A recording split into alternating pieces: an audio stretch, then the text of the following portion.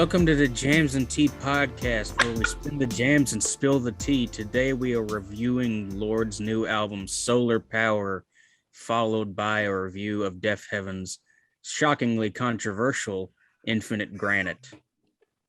Yes, indeed. Yeah, as Welcome. Morgan dutifully said, we're going to be covering the two new albums this week from Deafheaven and Lorde. Oh, yeah. Wow. And also we're going to be covering in a record club this week. We're going to be talking about my recommended album, which is 9 Inch Nails, Year Zero. And we're going to be continuing our 1991 retrospective this week. And we are going to be returning with Pearl Jam's 10. So we've got a pretty fucking stacked week. This is a week where it's just like every single review we're doing is like somebody big. Yeah, and it's worked out really nicely with coming back to the retrospective at this point as well, because the last retrospective video we did was on Temple of the Dog, and this is kind of going to be like a sequel to that. So for our listeners, if you haven't seen our Temple of the Dog video, you have a few days now to go back and watch that before the 10 video comes out, which on the day we record this, which is Friday, is the 30th birthday of 10. So that's pretty fucking awesome. I may have had a little bit of a weep listening to Release this morning. Do not text. Anyway, I threw that on because it was one of the only CDs I had with me and my fucking iPhone connector is broken in my car, so I threw that CD on the drive down here, which is like 2.5 hours. Yeah, and I was just fucking tragic. Those drives where you can't have plug in the aux for whatever reason, and you've got to dig through the CDs. Those are always the memorable drives. I have a very eclectic and random selection of CDs that don't really cover a lot of my favorite albums. So I always end up putting on something that I love that I haven't listened to in ages. Yeah, in the car I have Pearl Jam's 10 and Versus. And I have fucking Whiskey Town Stranger's Almanac and Melancholy and the Infinite Sadness and Kid A and OK Computer. Yeah. So just like a bastion of it, were it not for the Radiohead retrospective, shit I would not have heard in years. Yeah, I think I have like Turn on the Bright Lights, Siamese Dream. What else do I have? The third Vampire Weekend album for whatever reason. Primal Scream, Screamadelica. I also have Melancholy and Infinite Sadness, because both of those Pumpkins albums were like, I had to go and find a used CD store and buy those when I was a teenager. So yeah, I have the very like teenage getting into music favorites sort of records in the car. Anyway, that's a diversion. Diversion. Thank you for tuning out. We just want to shout out our viewers again, as we do every week. We've been getting a lot more interaction on our videos, as has been the trend, and we've been getting a lot more views on our videos lately as well, which has been awesome to see too. Our videos have consistently been doing pretty good numbers. Our main episodes have been consistently hitting like 100 to 150 within a week or 2 weeks, which is amazing. Our record clubs have been doing really, really well as well. Thank you to everyone who's been watching the record clubs we've been putting out recently. The Mr. Bungle one's got like 150 views. The Pink Floyd one's nearing 100. And the Los Campesinos one from last week is nearing 100. And that's my favorite album, incidentally, in case you didn't watch it. So if you didn't watch it, you should go and check that out, because I'm incredibly proud of that video. And so, yeah, just a big thank you to everyone who has been watching and commenting. We, again, love to see your comments. Please continue leaving them. Jake, what have you been listening to recently? This was a strange thing, because it was like a single was released that led to me listening to an older album, an album that I wish we had been able to cover, just because I think it would have been interesting earlier in the year. And I think it was 2020. Again, my brain forgets how time works.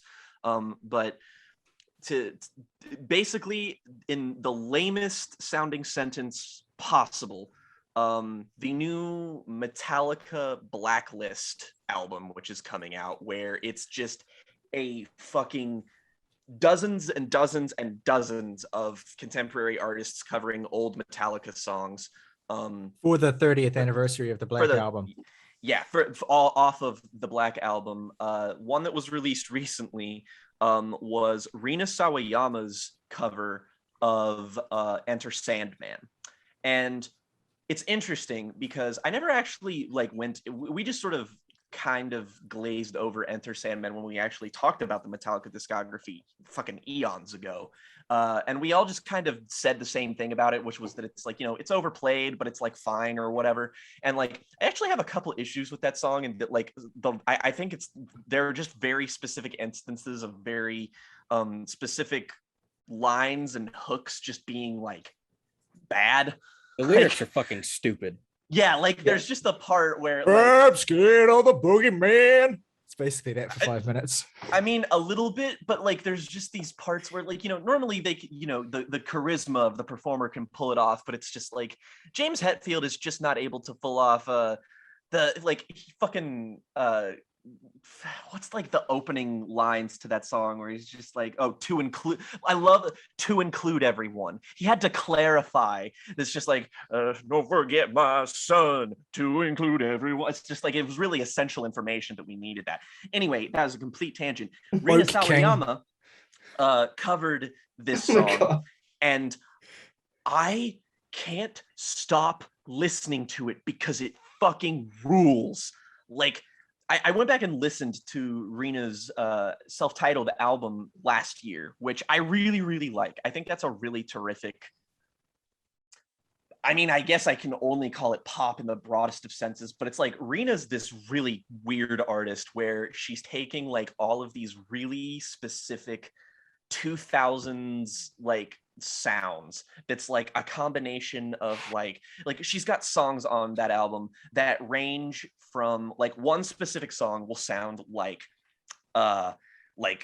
mid-era Britney Spears, and then the vocal refrains will turn into Evanescence, and it sounds phenomenally lame, and it kind of is, but my god, her producers and her incredible charisma as a performer lead her to just absolutely sell every single bit of what she does. And on the Enter Sandman cover, I can do nothing else but say this shit just bangs. The guitar tones are gnarlier. Her voice and the way she's able to deliver everything with a little bit extra verve just kind of makes all those dumb lyrical moments just kind of feel like a fade to the background.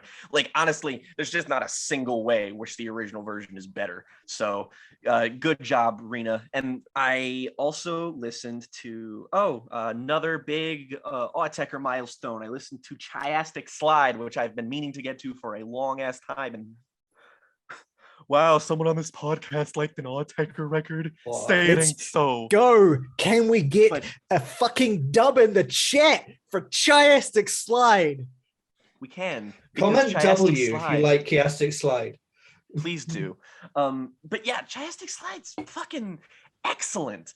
It's such a it's a perfect 50-50 meeting of their earlier kind of spacier sound and also they're really rhythmic, mechanical, groove heavy stuff, and it's a perfect meld of that.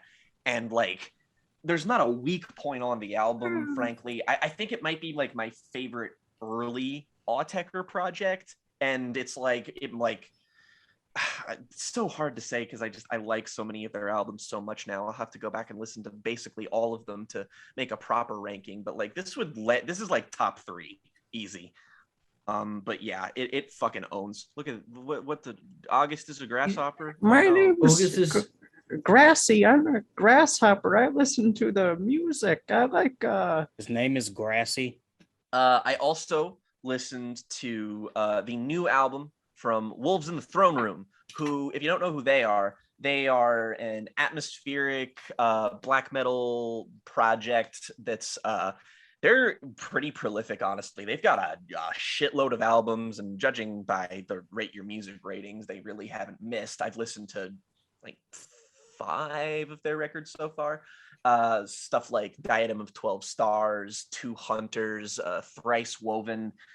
Basically, these guys are just immaculate and almost untouchable at what they do. And surprise, surprise, the new album continues in this trend of being simultaneously gorgeous, beautiful. They've got these fucking synth passages on this album that are just out of this fucking world. And like the new Panopticon album, they have these sections that are just sort of blast beats that are just sort of like teetering on the edge of the mix of the atmospheric black metal song. And it's like, oh yes. And it's also maybe their heaviest record so far. And oh man, is it fucking good. Oh man, like this year for metal has been pretty fucking terrific, not going to lie. And this is easily a standout highlight for them. It's a very accessible album. It's phenomenally produced. It's great. Like if you're looking to get into that type of music or into this band, great entry point with Primordial Arcana. It's go listen to that. Go listen to Two Hunters. Go listen to Diadem of 12 Stars. Terrific shit. I also listened to that record and can thoroughly back up everything you say. I would also add that I think it was a really like beautifully melodic record as well for how heavy it was. I think that even if you're not familiar with Wolves of the Throne Room, it's a pretty good entry point, honestly. I think it's only the second one I've heard, but I think I maybe even enjoy it narrowly more than Two Hunters. I just thought it was a really well-rounded record from front to back. And there it has these kind of two. I liked that it was like the tracks were kind of shorter on the whole as well. So it's kind of has this kind of fast pace to it that really, I think, lends itself well. Really tight 40-minute album. But there's like these two really longer tracks at the center of it that are like the best songs on the whole record. Yep. So yeah, gets a big tick from me as well. All right. I haven't had much time to listen to anything, I'll be quite honest, but I do have kind of two listens from the last 2 weeks-ish. One of those being the album Saint Vincent by the solo artist Saint Vincent, released Might have on heard the of her. late. Yeah. Anyway, I really liked this album. I thought it was pretty good. I thought a lot of the songwriting was noticeably stronger, weirder, more impactful, more interesting than her most recent release. There were definitely some parts where I was like, that is just a Bjork song or like idea directly lifted from the catalog of Bjork, but that might be because I'm an art pop bitch who only listens to Bjork. That classic era of Saint Vincent is kind of like that Bjork energy, except with really fucking gnarly guitar solos. Yeah. But so that was pretty good. I liked that a fair bit. I'm glad I checked it out after my initial kind of coldness on Daddy's Home. I'm glad you did too, because honestly, I never would have predicted this. I mean, I know that I like old St. Vincent albums, but it's just like, recommend August an album, wouldn't have done that one. So this is surprising in the good way. Yeah. It's like they have a similar appeal to me as like classic Talking Heads records.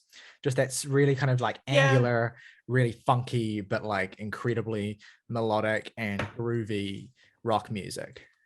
Yeah, I'm very glad you liked that one though. But yeah, the funk keeps up with not actually a funk album, a glam rock album from a band called Trex. I'm sorry, I'm reading that wrong. It is T-Rex. Did you just make a Baby Driver joke? And the album is called Electric Warrior. It is a classic glam rock album. Of course, the band was fronted by Mark Bolan, who died at a very young age. I believe he was like 29 or 30-ish when he died. Jesus. But he made his catalog with the group T-Rex is very short, short for the time period, and that he released one album every year over like 7 years. But it is there's a lot of just really groovy, like exciting tracks on here. Like Bang a Gong, Get It On is kind of the lead big song from this album, but I also really cared for it's that band. And I also really fucking loved the opener here, Mambo Sun, which has this great refrain and just builds up in such a satisfying way. So I recommend this album. a fair bit, both of what I talked about, and that's all I've been listening to, really. Very proud of everyone for not making a Lou Bega joke. August, I couldn't tease you to give any of your thoughts on the Los Campesinos record, could I? Because I know you did listen to that as well. Oh yeah, that was rather good. I liked that a fair bit. That was gratifying for me to see. I had to think about it a little where I was going to place it, but I do think it's a fun kind of fun record, even with its kind of darker, kind of melodramatic lyrics stuff, some of which I found a little eye-rolling, honestly, but there's enough of it that I can get on board with, that I can still enjoy the album the full way through. Yeah, another instance of me just like my own short-sightedness being like my downfall, because I assumed that would be like a non-starter for you completely, and I'm wrong, so shame on me. The pop punkification of August begins. I've been listening to a fair bit, actually, but it's also one of those weeks where we're covering most of the shit that I've been listening to. Yeah, that's the hard part. I got back on my block party bullshit some this week, and I threw on 4 a couple times and made the tweet of this is the most underrated album of all time, and it is. Just the fact that people don't hold that in at least a similar regard to Silent Alarm, fucking, I will go to my grave baffled. Similarly, an album from an English band that has gone severely underappreciated for some reason in their discography. I listened to Placebo's Loud Like Love, which people just think is bad. Why? Literally, why? I don't get it. What's the last song on that album called? Bosco. Yeah, that's my favorite Placebo song. God, I love that song. Yeah. But I mean, I think they might have just heard the opening line of Too Many Friends, where he goes, "My computer thinks I'm gay," which, you know, what a lyric. Not the best song. It's a little I hope it's delivered exactly like that. It is delivered exactly like that. It's the lead singer of Placebo, so it's really not that far away at all. Sign me up. Never listened to Placebo, but I mean that you've got me. That's all I needed. What have I been listening to? Several things, because I've had like 2 weeks in which to listen to things. One of which is something Tyler has been pestering me to listen to, which is The Crane Wife by the Decemberists. Oh yeah. The folk band that made a prog album. That one? That's correct. Yeah, that one. Yeah. And it kicks fucking ass too. It is so very, very, very good.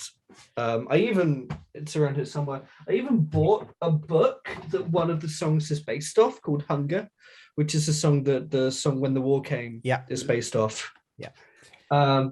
Which is a complete banger and so uncharacteristic of the band and the album. Yeah. For all the grain of Babylon. When the war came. The war came hard. It's like this real slow grooving bruiser of a rock song on this like progressive folk record, and it's great. It's like that album is like 1 minute Colin Malloy will be singing like "I'm a Yankee driver" for like 4 minutes with an acoustic guitar, and then the next minute it'll be like fucking 12-minute prog opus. Yes, Tyler Decemberists cover album when. And somehow it's not their best album, despite the fact that it's incredible. 16 Military Wives. Sorry. Yes. I would have a different record, but I listened to. There's a way to pronounce this next record that's unintuitive, and I've got to Google it. So I listened to "Wish You" by Liars. Nailed it. You nailed the Oh. pronunciation. Thank you. It's great. It's I didn't expect, because like a band called Liars, I expect like very like traditional alternative indie rock, but this is not like that. That's the thing is that Liars aren't like anything. Like on an album Yeah. by Yeah. album basis, they're just like That's the thing I always. That's the thing I always say. Like they never make the same genre twice. Like every album is a different genre, basically, in their whole career. So there's no other records they've made that sound like Wish You. And there's no other records they've made. Well, their new record, The Apple Drop, is kind of like an amalgam of different things that they've done before, but in a new way.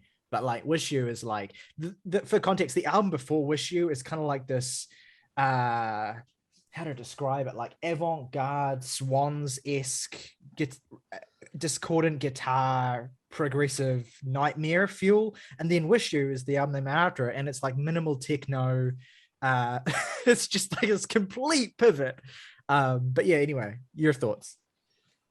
Yeah, like I was really excited by the musical direction, and it's not like that's where my thoughts stop. There's every track is really intricate and beautiful and evocative, and I thought it was really awesome to take the songwriting approach that they do to that kind of electronic sound, and it was just a very blissful experience for me.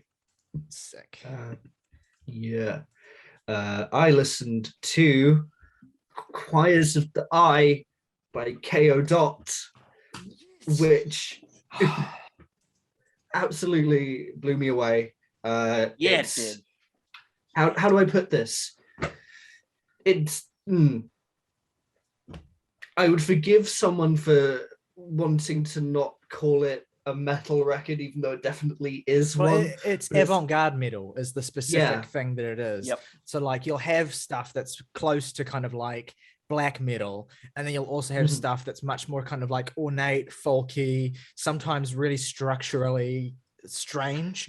But yeah, it's I've listened to that album like 5 or 6 times, and every single time it's like a new experience, because it's just so transcendently sublime and strange and just like, but like the Manifold Curiosity though is like the hardest song in the universe. It's so, Yeah, I'm it's so glad I get to incredible. see my friends get KO dot pilled. Never in my life. God. Yeah, no, it's alternately like brutal and incredibly beautiful, and the sort of orchestration it adds just another level where it sort of goes into almost like post-rocky areas with an orchestra. It's just really very striking. I think that's the way to put it. Like it hits you like in the flat of your chest, and you have to sort of sit there and appreciate the thing that just slammed you over. I liked it very much. I'm completely fascinated by it. I'm considering like revamping my solo channel with something to do with the album, but I'm not sure yet. I want to research it more. Listen to the Maudlin of the Well. Yeah, listen to the Maudlin of the Well double album thing, because that is essentially the same band as Ko Dot. And it's much more in the progressive metal direction. It's kind of like a melding of progressive like Opeth and like the sort of sounds that you're hearing on Choirs of the Eye. It's a really intoxicating record. I think I'm confident you'll love it. That Maudlin of the Well double album. Awesome. I re-listened to every Killers album before the new one. Well, not before the new one, in the last sort of week or so. And it was really interesting to see where they go from a very like pop oriented sort of post-punk revival type record in Hot Fuzz, and where they just balloon away from that as the records go on. The way that like Jenny was a friend of mine to West Hills. What? Yeah. All I know is that both of those songs ruled. Yeah. Yes. But it's like, how did we get here? But like, and they go through like dance pop to like funk. One of the songs on Wonderful Wonderful, which is a very bad album.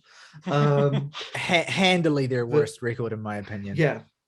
But it's also like, just in terms of like consistency of great tracks on a record, it's like a very, for me, it's like a sort of little bit of a slow slump, and it picks up a bit with Exploding in the Mirage. And then the new one just right up back to where Hot Fuzz was, and it's just incredible. Like, within a year, you sat down and made this incredibly conceptual take on what you were doing before, and it's just, why didn't I have this version of you previously? Like, why, Brandon? Write me a letter of apology now. I mean, to be fair, I feel like if anything, the new record has made me more appreciative of earlier iterations of the Killers, because like I know all of the different things that they're capable of, and I kind of, they're in it. Once you have this kind of full scope of their discography, I think it's easier to forgive the misfires, because like you can see they're always reaching with each record to make something that sounds distinct. And I never really appreciated that about the Killers before. I always thought that their albums kind of blurred together a bit, which is kind of stupid in retrospect, because there's little connective tissue between each album they make and the one before it anyway. Like if you compare like Day and Age and Battleborn, for instance, they're very different records. And so I've gained an appreciation for the Killers recently that I didn't used to have, for just how, even if they don't have the most consistent discography, and even if they do occasionally make some really whiffing albums, even no matter how many times I listen to them, I still can't really get on board with either Day and Age or Wonderful Wonderful. But still, like, I appreciate the places that all of their records sit in that discography, and it's like, yeah, Pressure Machine is amazing, and I'm so super glad they made that record and they got to that point. But I'm like confident, it just reignites my confidence that no matter what they do from this point onwards, it'll always be interesting, and it'll always be like creatively fulfilling for them. So yeah, I did bump Hot Fuss up from a 9 to a 10, and I feel very glad I've done that now. Yeah, every track is just incredible. And there's one track that's only on the UK release, I think. I'm not sure, but I think Glamorous Indie Rock and Roll is a bonus track on foreign releases. It is, and that is so annoying, because it's one of the best songs on that damn record. But no, I loved it. And I'll cap this off by saying I re-listened to American Boyfriend, A Suburban Love Story by one Mr. Kevin Abstract. Great album. I might go as far as to say that it's probably a more consistent record than Arizona Baby, which is a really big record for me personally. That means a lot coming from you saying that. Yeah. I know how big you are on both of those records. Well, the thing is, like, Arizona Baby has songs on it that I just are incredibly formative for me. But it has the first two tracks, I think the production is a bit mid. But with American Boyfriend, it's just once again, grinding. Thank you, Jack Antonoff. Yeah, Jack Antonoff. Why? Well, the last time that sentence will be said today. Yeah, that's correct. Although I like the increased use of fuzzy guitars in Arizona Baby, but I love the prevalence of clean acoustic instruments on American Boyfriend. It just gives it this, like, it accentuates the narrative element of that album by making it feel like someone is playing the song in front of you, like a musical or something. That opening track on that album is so fucking good. Like, if I could rank like all of the Brockhampton projects and Brockhampton properly, and like rank every song that all of those have ever made, Empty would make it in the top 5. Oh, hell yeah. So good. Yeah, I agree. Anyway, that's my 5 things. Beautiful. Okay, so what have I been listening to in the last week? New records. I don't know if I want to talk about yet, in case we're definitely going to be covering the Churches album, which came out today. For our listeners, will have come out days ago, which is excellent. And I'm very much look forward to talking about it. And I also listened to the new record from Halsey, If I Can't Have Love, I Want Power, which is also excellent, to my great surprise. obviously gained a lot of music nerd attention for the fact that it's entirely produced by Trent Reznor and Atticus Ross. And yeah, their production is outstanding. But the true surprise of the record for me personally is that Halsey is a fantastic presence on it. They are writing as better songs than I believed them capable of, frankly, from what I have heard of them in the past. And I was thoroughly impressed with this record. It's not like an amazing canonical pop album or anything. It's not even probably one of the best pop records of the year, but I really thoroughly enjoyed it. And I strongly encourage that all of you listen to it if you have the remotest interest, because it is a fantastic melding of sounds. And Halsey doesn't do the kind of prototypical thing you would expect them to do when hiring Trent Reznor and Atticus Ross, which is make an industrial rock record. It's not an industrial rock record, although it does have one song on it, which sounds like Trent has taken that really distorted guitar from Burning Bright off of the actual Events EP and just tightened it up a little bit and had Halsey sing over top of it.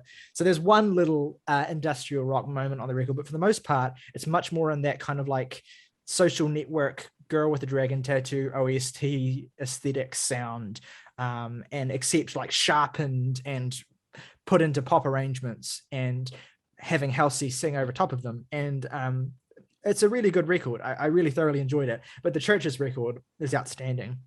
At least, you know, if you're into synth pop and this particular brand of what Churches do, then yeah, that new Churches record is as good as anything they've made, I think.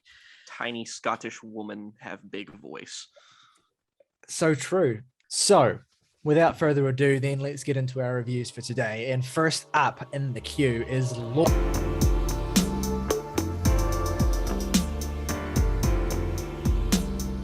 The long-awaited Solar Power. And boy, oh boy, have I been looking forward to this segment. All week long, I've been looking forward to this segment so much. Yeah, I mean, at least somebody is. Let's get back on track here. And let's talk about Miss Lorde, who has the longest actual real name in the history of names that I won't even attempt to pronounce. No, her first name is Ella, and that's pretty much it.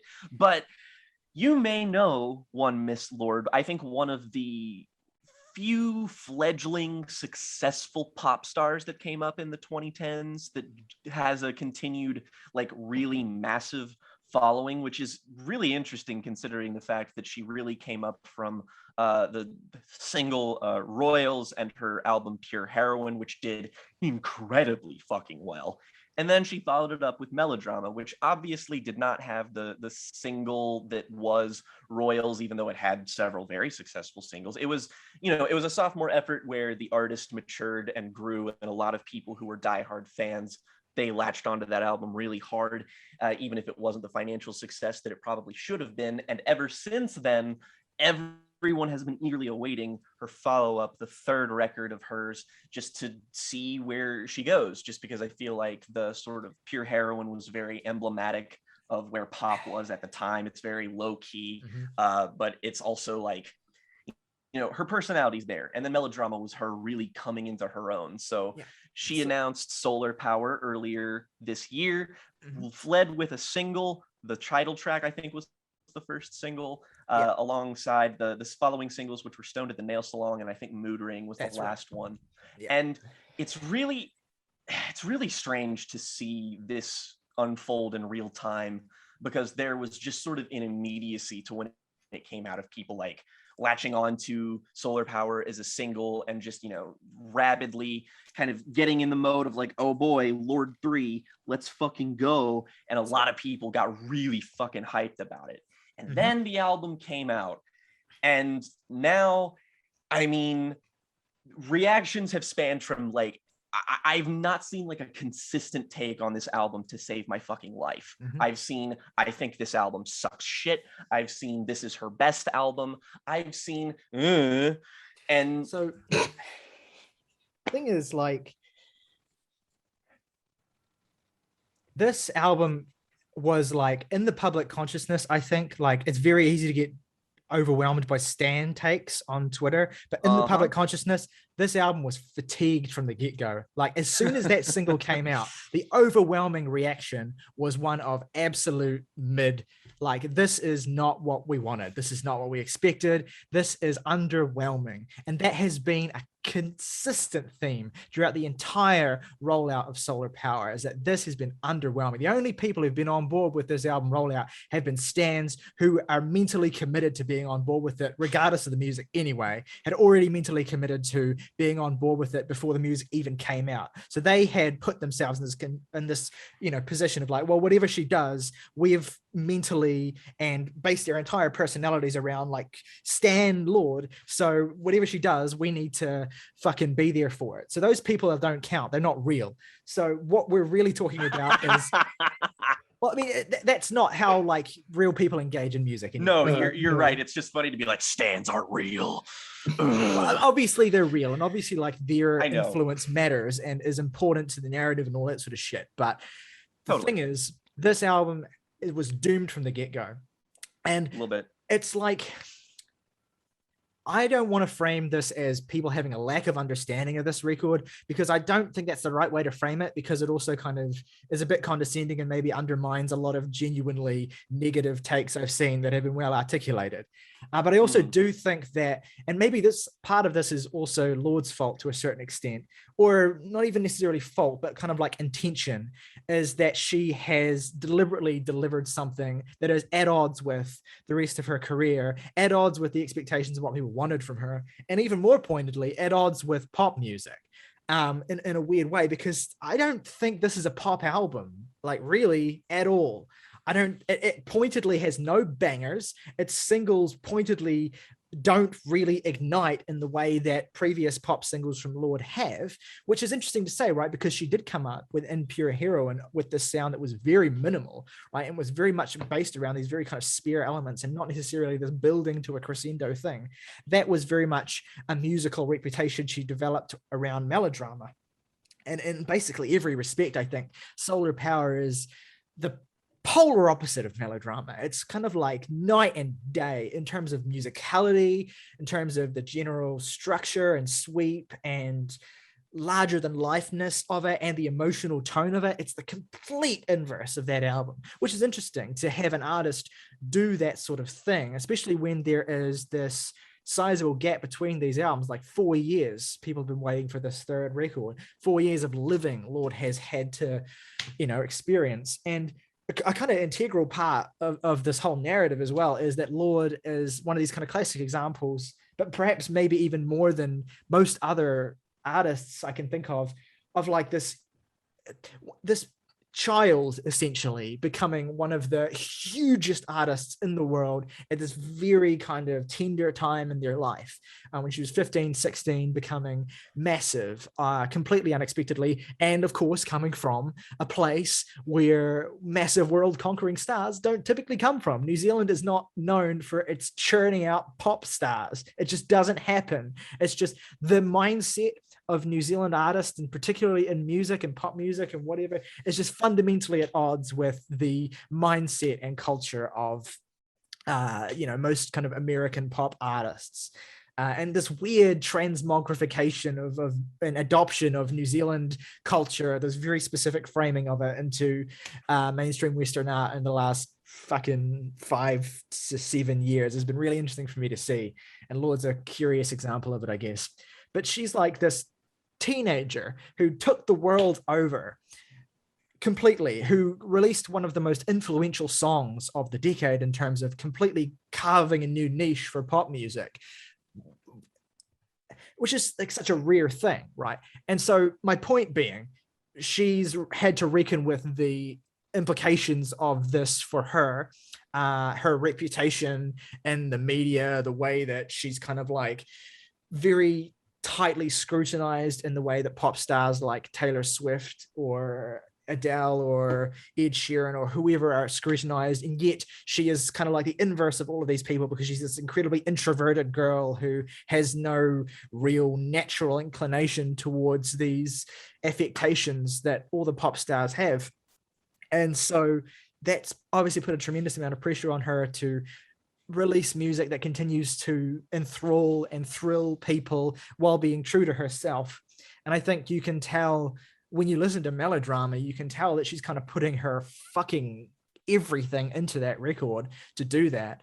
And it's a record that's born out of some of her most kind of negative and pained and troubled emotions. And so I guess it's fair to say that Lorde was essentially in a space of burnout after that. I mean, it's no wonder that she took so much time away from music, because when you so visibly put everything into a record like that, it takes everything out of you, and you need to take some time, especially at her age, to grow up and live your life a little bit.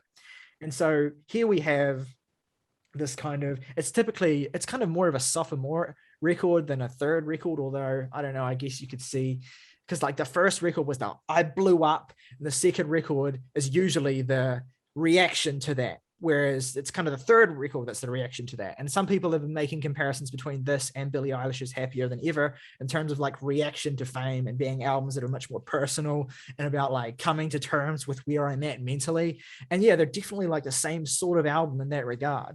But it's just that Lorde did like what we expected Billie Eilish to do with the second album, but didn't. Like because of the example Lorde set, we expected Billie Eilish to take her debut and then make something huge and enormous and explosive, but she didn't. She reflected back inwards, and now Lorde is doing the same sort of thing. Except the difference being she's been in the spotlight for longer, and her situation, I think, is a little bit more unique or unusual than Billie Eilish's.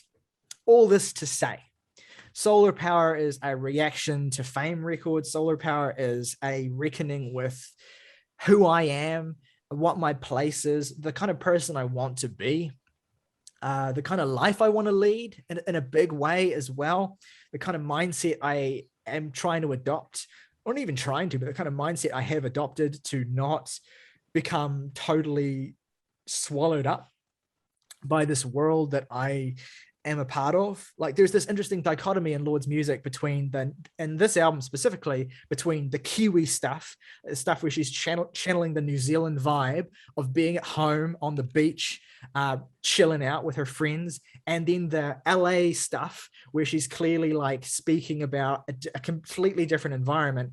And it's kind of like these two lives that she leads are depicted on this record, and it's kind of a record about her essentially rejecting the LA side of her life, or at least like finding that each time she goes back to it, she feels more distance from it and a desire to step away from it and be within the more, I guess, comforts of home Kiwi lifestyle. There are points on this record where she calls back to her early childhood and tries to sort of, I guess, get in touch with earlier memories of a simpler time. And in many ways, this record feels like Lorde trying to fully realize that for herself and trying to bring her listeners into this place where they want to be there with her too. And what's interesting about this reaction to this album to me is how reticent people have been to get on board with that, and how much people have struggled to understand that, which is not to say that like people not getting on with this record is their fault because they don't understand it, but like people can't understand Lorde's state of mind that she's trying to get across, Lorde's place that she's trying to bring people to, because it's so foreign to them. And it's the thing is, it's even foreign to me as a New Zealander to a certain extent, because another thing about this record is how poorly timed it is. It really could not be more worsely timed in terms of release for what Lorde is trying to do with this record. This is a summer record.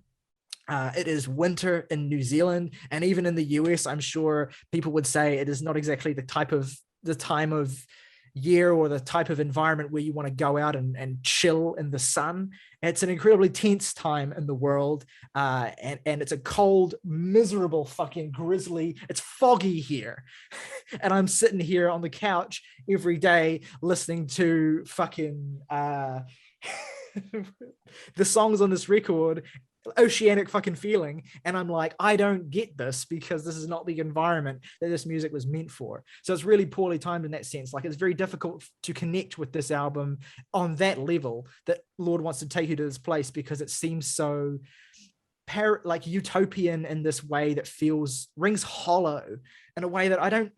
It's kind of Lorde's fault to a certain extent for not, I guess, bringing us there powerfully enough as a musician, but also it's kind of not her fault because this record was conceptualized and mostly written before the pandemic even started. So it's like, it's just one of those things where she had this bold vision that ends up just sitting in stark contrast with the actual world that it emerges into. And as a result of that, almost feeling like, what's the word, like naive or like kind of silly or like not really, people are struggling to get on board with this record. And so, yeah, I just wanted to set the scene with all of that context, I think, because that's kind of really important to understand if this record doesn't work for you, like why it's a failure. And if this record does work for you, like what context it's working in. And so that's the environment we're at with this really weird record that has come at a really unfortunate time and seems so disconnected from everything around it. Yeah, everything Tyler just said is correct for the context surrounding this. And I'm just gonna fucking rattle this off because I, once again, am coming at this at the least interesting angle possible. And then I think the album's fine. And let me just get that out of the way because that's not what I want to say about it, because it's fine, whatever. It's just, I'm so sick of this trend. I'm so sick of the pop artist who is trying to do this conceptual character piece first and music itself second. And I'm not saying that to be dismissive. I'm not saying that to try and demean what Lorde is doing here. It's just that I have listened to music that involves playing characters and self-examination and concepts and all this stuff for a long time. And you know what? Those are cool. I like those. But you know what they remember to do? They remember to be music first and foremost. And I'm not saying it like Solar Power is this album where it's like, oh, it's just like it's like spoken word and there's like light instrumentals on top of it. Lorde just rattles off on it. No, it's not like that. It's just that it's the same thing as the St. Vincent album, albeit I think it's much, much better than that by virtue of it being slightly less annoying. But like, I just don't know how to go about criticizing something where it has it has no business being something that I want to engage with, that I want to like get something out of, because it's just like I listen to it and it's just like, wow, okay, I see what you did here, I got it, and now this is I am simply never going to listen to it again. I just feel like everything you could possibly get out of a listen where you sit down and you pay attention to what she's saying and you look at all the lyrics, that is it. I get everything out of that one listening experience. And I know it's not imperative that you make an album that people return to. I get it. But this is one of those situations where it's just like, it seems like an artist is so caught up in doing something that is like, that they're so focused on what they're not being that they don't focus on what they are. And what they are is just like, yep, this sure is an album written by Lorde, produced by Jack Antonoff, with summery, light, airy instrumentals, occasional bouts into sunniness, occasional bouts into some darkness. And yeah, Lorde has some compelling emotional lyrics. She has moments where she comes off as being more confident than she was on Melodrama. And I don't want people to misunderstand me because of the response this album has gotten. There's a lot of this continued sentiment of where it's just like, oh, well, you don't like this new album because Lorde isn't sad. And no. Oh, that's been the fucking most fucking aggravating bullshit I've seen all week. It drives me insane because on the one hand, it's just like, I obviously don't dislike this album against my better judgment, frankly. I just can't find it in me to actively dislike it. But like, no, that's not why. It's like there's so many other factors to consider here. It's just like it's not about her being sad. It's not about her having a new like leaf or whatever. It's just like, oh, you fucking don't like Station to Station because he's not Ziggy Stardust anymore. It's just like, what are you even saying? Shut up. And the No. dumbest thing about it is like there is sadness on this record. There's complicated emotions on this album. It's not a universally two-dimensionally happy album. No, and I think I just think it's insane to insinuate it's just like, oh, people only like sad music. And it's like, as somebody who listens to a lot of music that can be construed as sad or depressing or whatever, it's like I don't do it just to do that. I like me some summery upbeat pop shit. Most of my favorite albums this year are albums that I have fun with. And not saying that this needs to be fun, and this is just my problem with it, is that I'm sitting here explaining all of this shit and saying like, oh, it's not that it has to be this and this and this, is that this album forces you at gunpoint to just be like, look at all the things I'm not doing. It's like, sure, okay, I get it. And to some extent, I think you were slightly successful. There's an element here of just like, yeah, there are moments where Lorde's facade cracks, where, you know, she's on this album saying like, oh, I feel like a god, I feel like a queen doing all this stuff. I'm in this place. Look at my fucking album cover where you can see me trotting across the beach with my whole peach ass in the center. And it's just like, okay, that's interesting. I like it when the facade breaks a little bit, but like I'm this is obviously more jokey and I'm doing it for the sake of entertainment, but everybody who loved Norman fucking Rockwell, I blame this on you. I blame this on every Lana Del Rey stan. I blame this whole resurgence and movement. It started with her. And the thing is too, is that Lana Del Rey, for as much as I don't like her and I don't really care for a lot of the projects that a lot of people really like, and I'm mid on that one album, but like she still remembered to make songful expressions of something. And it's just like, if you're an artist, you can do whatever the fuck you want. You don't have to cater to my tastes and sensibilities. That said, as a consumer and as a listener, I don't have to find this particularly interesting. I listen to it. It's a decent character piece. It has music that is light and airy, and you know, sometimes it makes an impact, sometimes it doesn't, and that's fine. The Tyler's statement earlier of just like this kind of being the worst time for this to come out is like, it's not helping anything, but that's just in the realm of discourse. In terms of just what this album is, if you just divorce it from all of these stupid takes and all of these people who are reacting in it in ways, it's just like, it's fine. I can easily see, exactly like St. Vincent, where obviously I was a lot more bothered by the personality on display there. I can easily see why this would fucking infuriate some people, and not on the level of engaging with it of just like skin deep, like, oh, she's not making sad music. It's like, no, this is an album where the confidence that Lorde is displaying is like purposefully antagonistic. It's purposefully like forward and confident to a point where it's exaggerated. And if, you know, if that grates against you, if that's abrasive, or if you're just not interested in Lorde's narrative as a person, there's not a single reason you should listen to this. And I just hate saying all this shit. I hate having to expel this because it's so antithetical to music discussion. That's why it really bothers me, is that albums like the St. Vincent album and albums like this, and like just everything that's in this vein. And, you know, comparing it to Billie Eilish's album is actually apt, because that's her doing this, but like good. Like Billy's album, it's just like, yeah, it's a mess. It's all these different things. It's doing all of these things that the Lorde album and the St. Vincent album are doing, but it also has the songs to back it up. It's not sacrificing anything.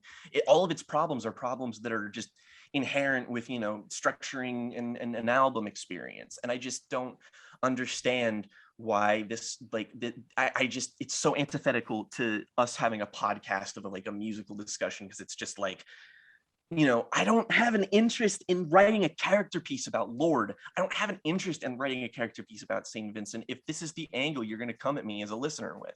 And I just feel like a fucking, like, it makes me feel like an idiot, or it makes me feel shallow for not being like, oh, I'm not going to go whole hog and trying to dissect this thing. It's just like, I just don't care. Like, I just don't. I'm sorry. Well, Jake, But sometimes it just hits you like that, you know. Jake, Yes! if it makes you feel any better, like I seem to be often the only person on this podcast who really gives a shit about the narratives of pop stars and their lives.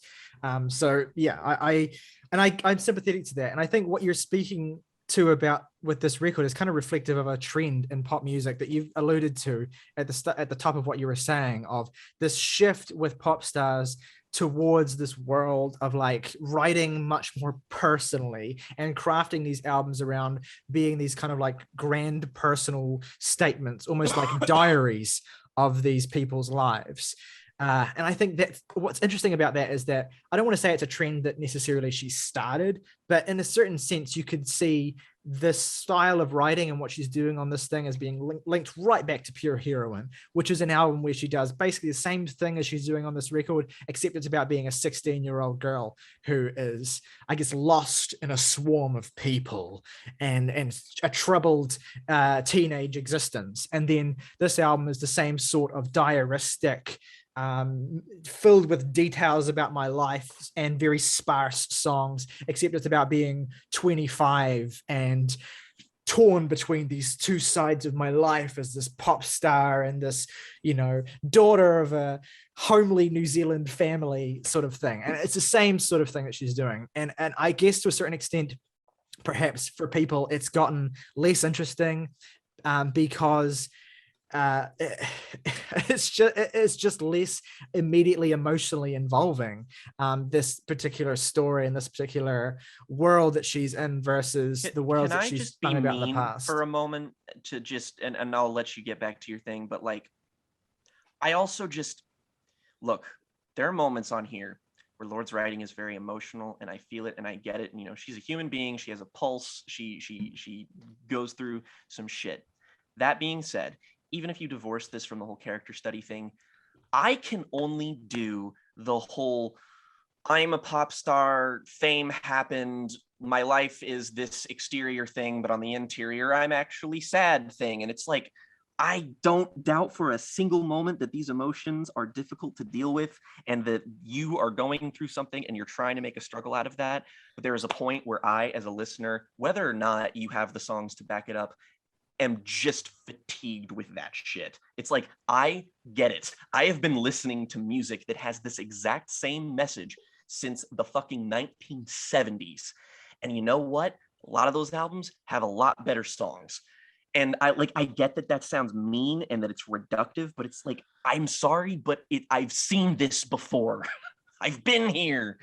Billie Eilish did it and she did it better. And I know that's reductive to a point, but like, sorry, it's what it is. The thing about it is, like, with Pure Heroine and Royals, it really felt like Lorde was like leading the zeitgeist in a way, and it feels like the culture sense has gone all the way off over here, and it feels in a way like she's playing catch up with it on this record. I disagree, because she says right off the front of the bat that she doesn't want to be a leader. She doesn't give a shit about the pop zeitgeist, and this is very much, I mean, whether or not it shoots itself, it kneecaps itself by having to sound like a lot of records that are big in the pop zeitgeist at the moment. And I think that's a reasonable what Saoirse was trying to say, though. I don't think she wants to be, but I still think she was. I mean, the thing, like this album and the place it is slotting into in popular culture is facilitated by a lot of people who clearly came out of the world that Lorde birthed, who have sort of done their own things, you know. Absolutely. This transitions very nicely into sort of what I have to say, because I want to pick up on a few things both of you have said so far.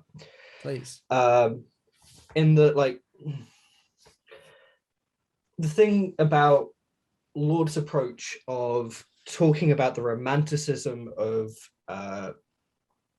things she is able to do by being a New Zealand resident. Like Tyler made the point that maybe people aren't connecting with this because she hasn't sort of flagged up enough that she's channeling that energy. And I think there's a lot of validity to that, because for people who aren't familiar with that sort of culture and vibe, what it comes across like when she's not flagging up that this is what she's doing, it comes across like it's coming from a place of quite unimaginable privilege, almost, by being like, I'm gonna this is a rich pop star basically saying the things that are like channeling this idea of these sun-dappled beaches and sort of the solace that can come with it. I mean, you all have beaches in the UK, right? Yeah, but but they're shitty. they're really I was going to shit. say they look like Virginia Beach here, which is to say bad. And this is basically what Jake said as well, in that basically if you don't get along with the personality of this record, then you're going to have a real problem. And I didn't, because it felt to me like a lot of just really like rich white girls I know who are really annoying and smoke a lot of weed, and I just don't get along. Like the personality this record projects would like never think twice to even talk to me, you know? And it feels like the problems and solutions it presents conversely with each other in terms of dealing with emotional difficulty, it's coming from like a position that I just don't relate to at all. And in that context, what it comes across like is like a pop star flaunting their rich white girl privilege. And it's like, I just can't get along with that. And there is very little musically to back it up. Like for so many of the instrumentals on this record, I'd just rather be listening to, hang on, give me a sec. Moving On Up by Primal Scream for a lot of it. And that's a much better song than anything on this album. Well, I can't take away from you that your experience with this record is that you feel that Lorde represents that, or Lorde is coming across in that way to you. Although I definitely don't agree. I think that Lorde does a great job of, I mean, look, you, on the one hand, like what Jake said, your level of interest to begin with in her life and her feelings is going to be it's going to be a start-stop thing. You're going to be on the train or you're going to be off the train from that alone.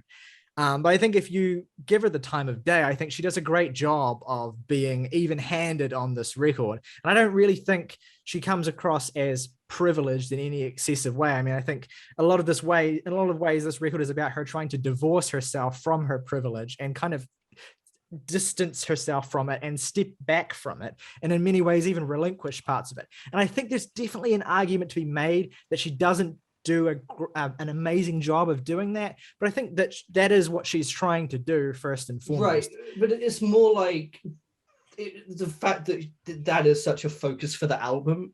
It's something I relate to 0%, if that makes sense, because it's just not a concern that relates to like my life at all.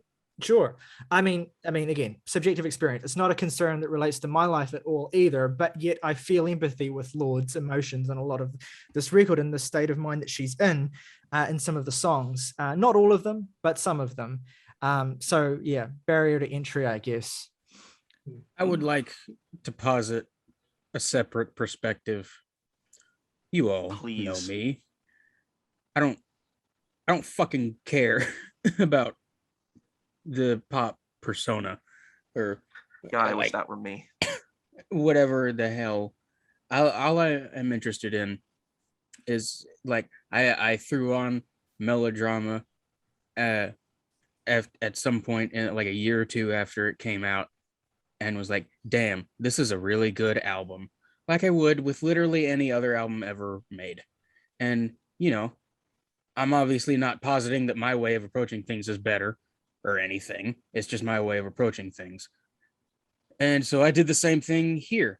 And, maybe I would have complaints with the fact that this, could be falling into the trap of just sounding like a privileged white pop star or whatever.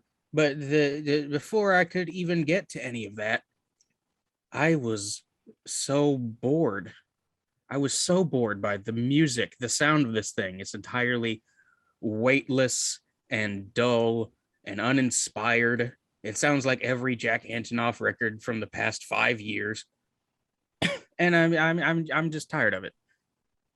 I'm tired of records that sound like this from talented people.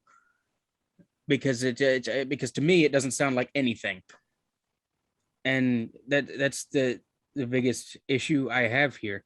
I don't feel a need to unpack whether or not Lorde properly delivers on portraying a New Zealand experience, or whether it just comes off like a wealthy white woman. Because I like, there are ways of getting at either of those things compellingly, and this simply does not do that to begin with.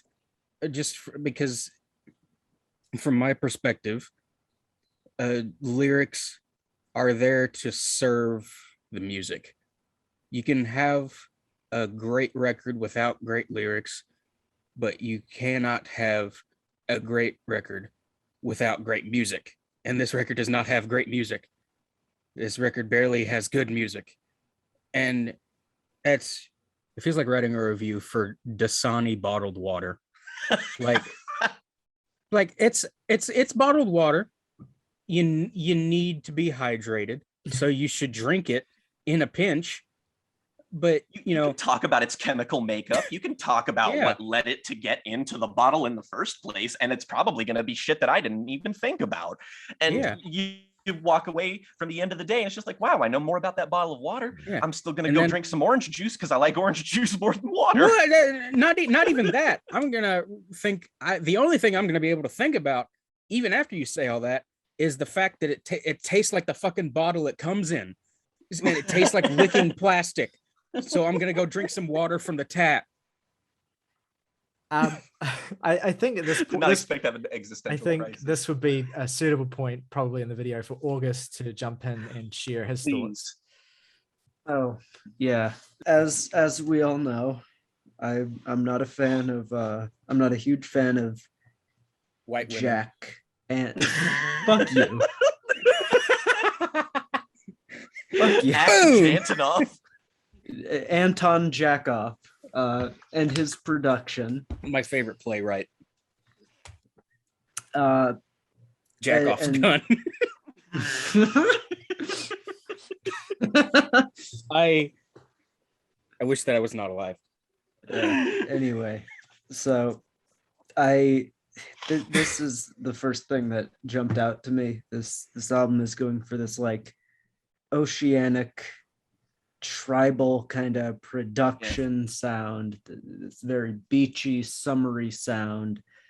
And this is where it first of all fails, because Jack Antonoff is apparently unable to conjure anything that sounds remotely appealing or appetizing or inviting in terms of this album's kind of folky, poppy oriented kind of sound, I guess, because that's really the genre label I've seen thrown at this, like pop, folk pop, however you want to put it. Although I do agree with Tyler's earlier sentiment that a lot of this is not really built around pop necessarily. It's more built around just the experience and the texture of it, all of which I find to be completely lacking. I did not find a moment of this appealing to listen to. I thought the opener, The Path, was an all right song. It took a little long for it to properly develop or go anywhere necessarily. I found terribly interesting, so that was not a great start for me. And I felt that a lot of the social commentary about this celebrity worship that's landing at the front of this album, it felt very flat. It landed as really one trick for me. I could not get into these songs because a lot of it I'm just sitting here asking, because it feels like, and I wore this shirt for a reason, it feels like a Scream movie where she's pointing out the problems with this mindset. She's just like, that's the problem, doesn't do anything about it. And it could be something equally enjoyed by the person it's supposedly satirizing as someone who is out of the loop. And to me, that was a really big failure in the writing here. What a bizarrely great analogy. That works flawlessly in my head. Yeah, and just like, then we've got a Stoned in the Nail Salon, a track which has a name that makes me vomit in my mouth a little every time I say it. The observations here I found so preteen and pedestrian. I could not get anything out of it from a songwriting standpoint. I'm just confused because I'm not really well acquainted with Lorde's previous work. I have to assume it's better and more interesting than this for this level of hype and whatnot to be conjured around this. And then we've got to talk about Secrets from a Girl Who's Seen It All, which is the funniest song on here. That outro is fucking hilarious. I don't know if it's supposed to be, but that is some fucking 90s Metallica shit right there. You and I are going to disagree on most things about this album, but on that specific thing, on that outro being dog shit, we 100% agree. That is the worst part of this whole album. We will unite like the fucking Infinity Stones for that. And shit. how dare you get Robin to fucking do that? Robin, of all people, the fucking pop superstar, queen, empress of the last fucking 15 years, to come here and say shit like, let me fucking get the line right, just to emphasize the one that really fucking just turned my stomach. We can go look at the sunrise by Euphoria mixed with existential vertigo. Oh my god, and leave your emotional and pick up your emotional baggage at the door or some shit. Pick up your emotional baggage at carousel number 2. Please take care not to let it drop on the heads of the people you love. This is literally a Jack and Dean sketch that is doing film festivals right now. I simply, oh my god. I wish I hated this album because that's so much more entertaining. I hate myself that I don't. How embarrassing. Yeah, the closer I found very minimal, very uninteresting, frankly. I didn't think it justified its 6.5 minute runtime whatsoever. And most of the rest of this just falls into the background for me.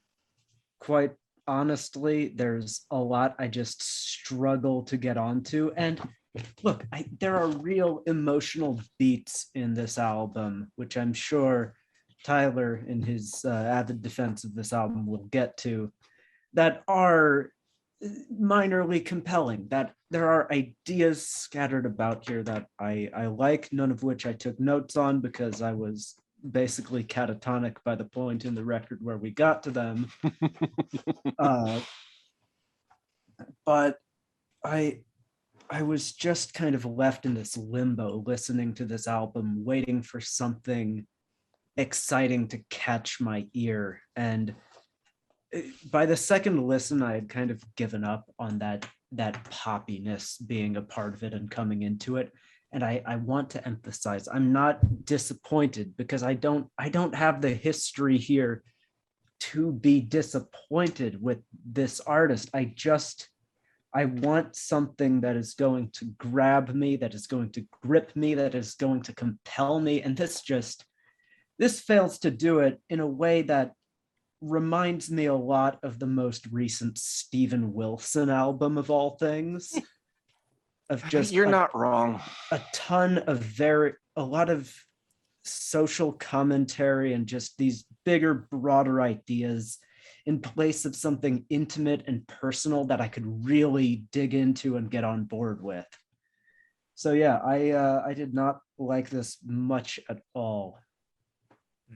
In many respects, August, you're in the worst possible position to listen to an album like this. And it highlights, again, one of the limitations of this record, which is that the whole thing is based on the presumption of interest in Lorde's life and knowledge of Lorde, and, all of this history of her, which is why I've often spent so much time detailing context, because I feel like often it is, and maybe this is unfair, but often it is necessary to kind of fully absorb and understand a record, and certainly is in this case.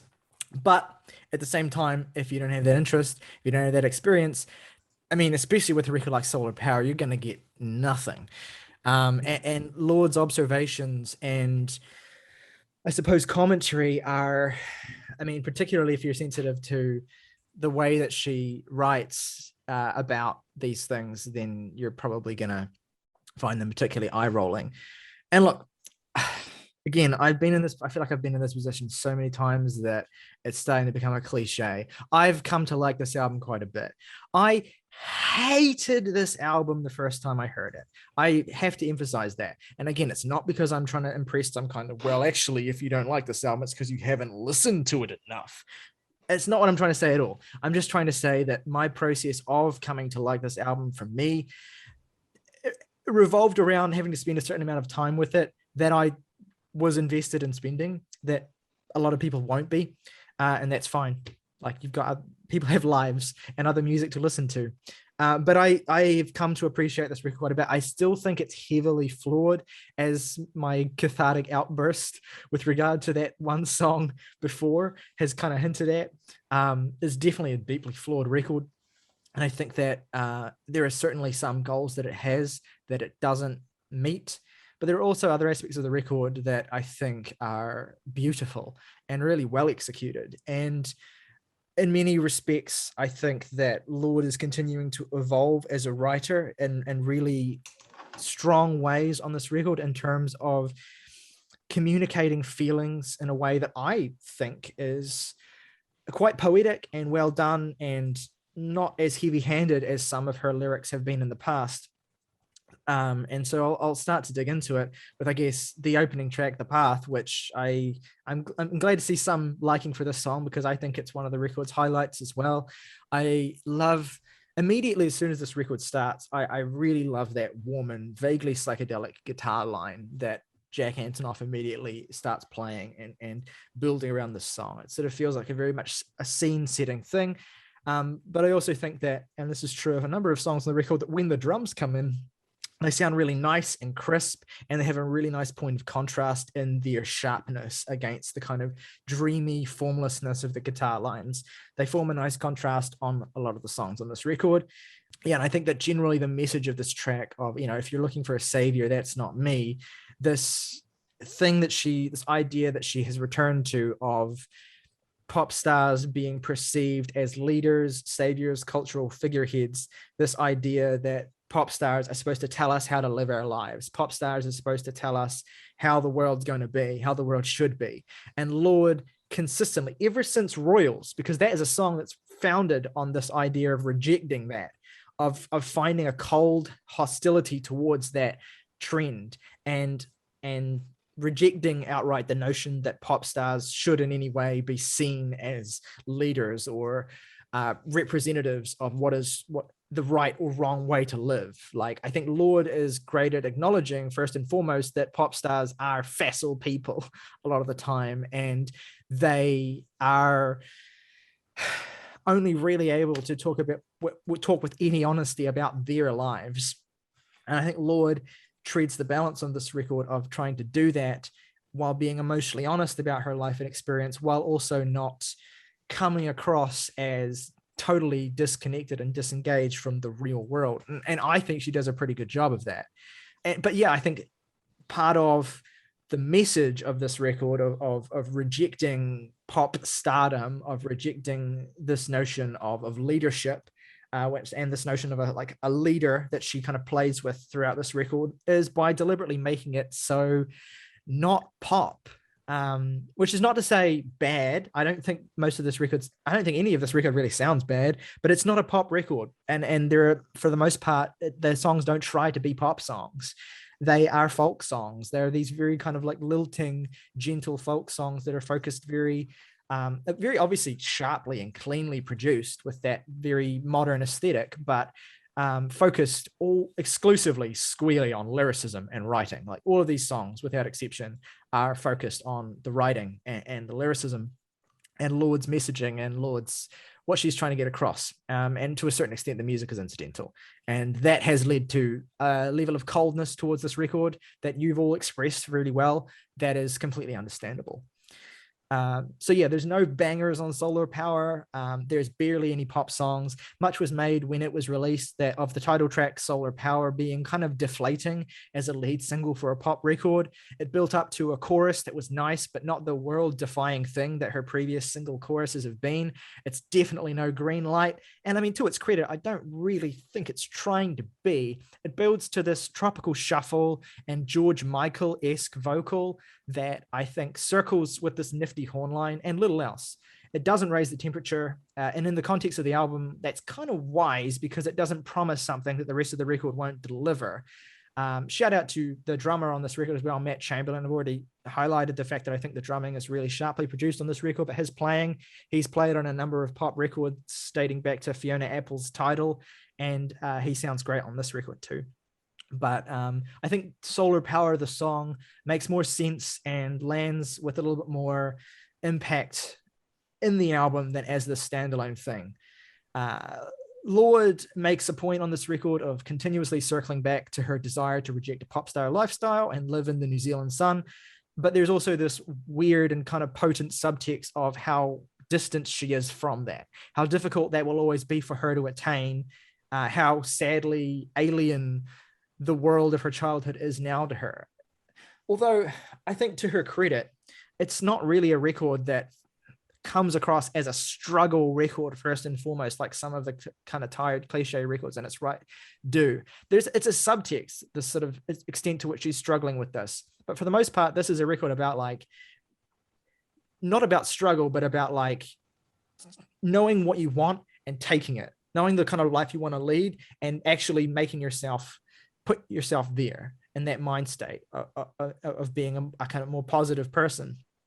So to a certain extent, this is reflected in a song like California, which is not one of the stronger songs on the record, but definitely reflects this theme adeptly. There's some really classic sort of Lorde sounding couplets on the song that reflect, again, her increasing distance and relationship between her California lifestyle and her New Zealand lifestyle. All that beauty, all that mystery and beauty gleaned from desert flowers and gifted children, but it got hard to grow up with your cool hand around my neck. But her, yeah. So there are also some kind of lines in the song that I don't quite like as much. I do think that the pre-chorus of goodbye to all the bottles, all the models, and goodbye to the kids in line for the new Supreme are that's a textbook Lorde. That's a textbook example of one of Lorde's lesser lyrical tendencies of these sort of vague allusions to this cultural thing that the kids are doing that doesn't necessarily land as well as some of the other lyrics on the song. Anyway, I think Stoned at the Nail Salon is the best song on this album. And the reason for that is that it is the one that most fully reconciles Lorde's sun-kissed dream desires with her conflicted personal state of mind. It's the most self-aware song on an album that often willfully eschews self-awareness to just exist in a dream state. There's a real tangible emotion in this song, especially each time that Lorde reinforces that all the times will change and it'll all come around. And even a hint of defeat and lostness on the bridge when she just is left to repeat, make it good. But I love the images in this song. The opening line is great. I've got a wishbone drying on the windowsill of my kitchen just in case I wake up and realize I've chosen wrong. That's a great line, I think. And I like as well and find quite emotionally impactful the sentiments of all the music you loved at 16 you'll grow out of, and spend all the evenings you can with the people who raised you, as these kind of like really nostalgic and sad, kind of pathetic moments, honestly, that she lets herself have. And I find it very relatable, honestly, when you get to a certain point when you're at her age, where regardless of the life you've lived, where you feel like, you know, have I made the right decision? Who the fuck am I in relation to who I was when I was 16? Have I given my parents enough time of day ever since I, you know, turned 18 and immediately walked out to live my own life? These are sentiments on this song that I personally find relatable, and I'm not a pop star, but I can get on board with Lorde on this track. So I think it's the best song on the record. Equally hard-hitting later on the album is the song Big Star, which I love. It's an ode to Lorde's recently deceased dog, Pearl. It is one of the quietest songs on the record, but it really benefits from that. I think it has the same sort of emotional heft and wonder as the song 13 by the band Big Star, which Lorde was channeling here. But it's also a song about seeing and treating your pet like a celebrity, being so enamored with them and their elegant, simple love for you that you don't know what to say or do except for take their picture, treasure them. It's this genuinely tender moment that she has between her and her dog. And I don't know, I find it really moving. And it really kind of snuck up on me once I realized what the song was about as well. And that minimalism of this song, where minimalism sometimes undercuts other parts of the record, it really makes this song land a lot harder, and especially the way that she sings it. And the way that, despite the fact that this song was written before her dog passed away, she kind of ends it on this note of dwelling on her own mortality, of saying, I'm going to take your picture until I die, until I die, until I die, which is, you know, it's tough when you've lost a pet. And it's a sentiment that I find incredibly relatable, having an elderly pet that I don't get to see very often because they don't live with me anymore. And every time I do see them, it's like you treasure that.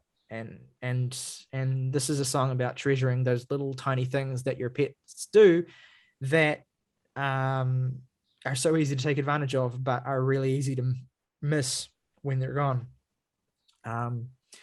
Yeah. So that's a great song. Less successful moments on this record are when Lorde tries to reach for something more profound, tackling, admittedly indirectly, the topic of climate change on a song like Fallen Fruit. Clearly, it ties in as a necessary piece of subtext to her interest in a sun-soaked modern existence. You can't chase this idealized fantasy of living under the sun without acknowledging the ways that we're changing the world. That said, I can't help but feel that this song topically feels weirdly sandwiched into the album, kind of at odds with what the rest of it's doing, especially when it stands out as this weirdly stark and out of place track in the context of the songs that immediately surround it as well. Like the song before it is Nail Salon, and then the song after it is Secrets from a Girl, which are both songs about, you know, being Lorde's life and Lorde's personal life and Lorde's relationship with her celebrity. And then you have this Fallen Fruit song in between them that just doesn't, I don't get the place of it really at all. And I don't care for it, to be honest, that much at all. Secrets from a Girl, which August has already talked about, and I've already alluded to my dislike of the outro of the song. And that said, I actually don't mind. I think the rest of the song is pretty good. It has this very strong late 90s, early 2000s pop feel. Just that summery acoustic guitar loop and how sharp it sounds really reminds me of that era of music. The vocals like Natalie Imbruglia-esque. And that sort of era of pop star. Lorde has spoken about being a big influence on the sound of this record. I think some people refer to it as mum rock. And this is, to a certain extent, a mum rock folk record. I mean, she alludes to being given a Grammy by Carole King on one song on this record as well, which I think, you know, Carole King is another person whose spirit she's channeling at certain parts of this album too, definitely. It's all a part of this history of female-fronted folk/pop music that Lorde is trying to slot into here. But yeah, and I think that the way she delivers that hook is kind of cute sounding, and I enjoy the vocal performance. Topically, this song works well as a continuation of the themes of The Path in California, and I like the idea of a song on this record where Lorde is actually directly addressing her younger self. And giving her younger self pieces of advice. What I like particularly about it is that she's giving her younger self pieces of advice that don't make sense to us as listeners because they're about personal things that we don't know about experiences that she's had. And by writing a song where she vaguely alludes to those things, it gives us a sense of the experiences that she's had without like dryly spelling them out. And it feels like you get to know Lorde a little bit better on this song, which I like a lot. And I think it's a bit of a cliche, but I think that couplet that it climaxes with of everybody wants the best for you, but you've got to want it for yourself is a really strong note to end the song on. It's a shame it's not the end of the song. The outro really shits all over it, to be honest. It's really eye-rolling and bad and terrible and awful, and it should not have been left on the song. And it does to a certain extent sour it, but I do want to say it. I do like the rest of the song a lot. It's just, yeah, it's the worst just artistic decision Lorde has ever made, that outro, by far. That said, I also want to shout out another song that I haven't really heard anyone in the world of music talking about. The track, The Man with the Axe, which is, again, one of the more subtle songs on the record musically. But I think this song, I've come to like this song quite a bit. I love the gentle, low but rising vocal melody of this song. It's one of the most direct songs on the album about Lorde just reckoning with her existence as a pop star and the panic and the confusion that often induces. It feels real and earnest and genuinely sad here. And I don't think it comes across as a woe is me, I'm a successful pop star who has it all. There's a really stark distinction between the way that someone like Lorde writes about her fame and the way that someone like Lana Del Rey writes about her fame. I think a huge difference, honestly, in perspective and tone. And I find Lorde's much more relatable and genuine emotionally. It's never lapses into this pastiche thing that Lana Del Rey does. You feel that you get the real sense that Lorde is talking genuinely about a simple life that she wants to lead with her partner. I'm not a successful pop star, but I understand and relate exactly to the kind of feeling that she gets at in this song. And I like that it slowly reveals itself to be a love song instead of frontlining that. The final chorus has this really fantastic key change that I love every time it comes in. It takes it to this dreamier place, and it feels like Lorde has been lifted out of all the anxiety of the rest of the song just by the arrival of this person. It's subtle, and it's also not subtle, and I like it a fair bit. I like this record best when it doesn't linger in a morose state of mind, but shows a growth from that morose state of mind. I think that's the best strength of Solar Power, is that it's not a record about being, it's not a record about suffering. It's a record about achieving some kind of comfort and relaxation. And I like that. Dominoes lyrically is another point of contrast in this record between Lorde's idyllic home life and the strange and surreal world of her second life in the US, where Man with the Axe is about the person who helps her feel centered and relaxed at home. Dominoes is about someone in the pop world who chews up and spits out chances and people. But crucially, Lorde isn't mired down by them. She's able to shrug it off, and we understand why, because of the context of the two songs before it. That said, that idea aside, it's a really musically slight song, doesn't leave much of an impression, unfortunately. I think there's a cool idea here, a couple of cool lines, but I would have loved to have seen it fleshed out into something more fulsome. Although there's one cool detail that I really like, which is that they recorded this song with the studio doors open in the middle of summer last year, and you can hear the sirens from the protests, from the police sirens from the protests in the background of the song. And it's just like this detail that immediately lets you know as soon as the song starts that, okay, we're back in the US now, not New Zealand. And I like that subtle detail that's not drawn attention to itself.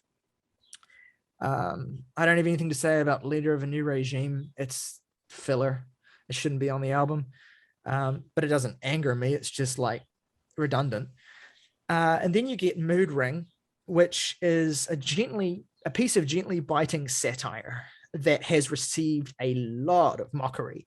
And that's another thing that I've seen happen in the conversation about this album, is that people have accused Solar Power, the album, of being a piece of failed satire.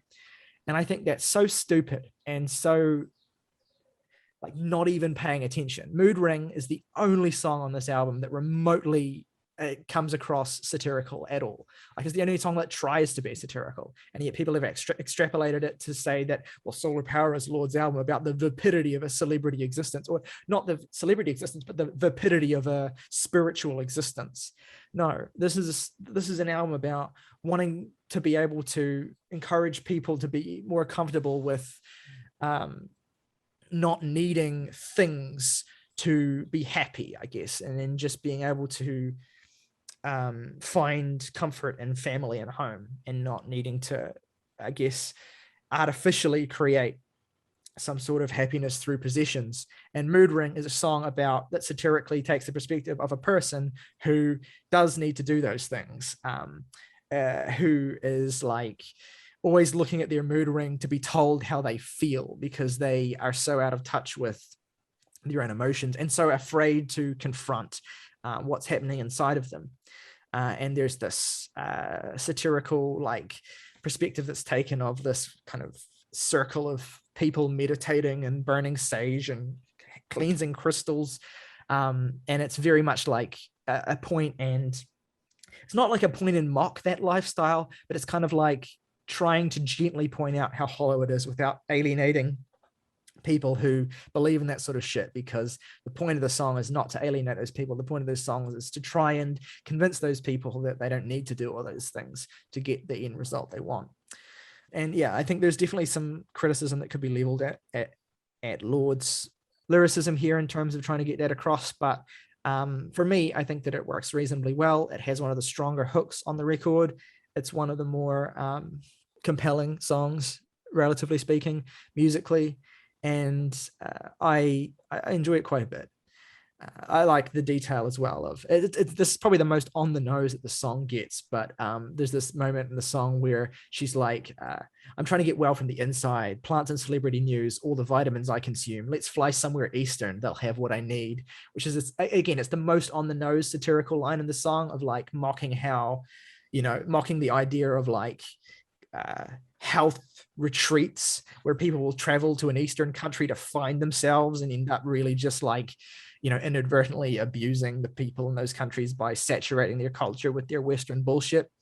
And it's a nice little piece of biting satire that works because it's not dwelled on too much.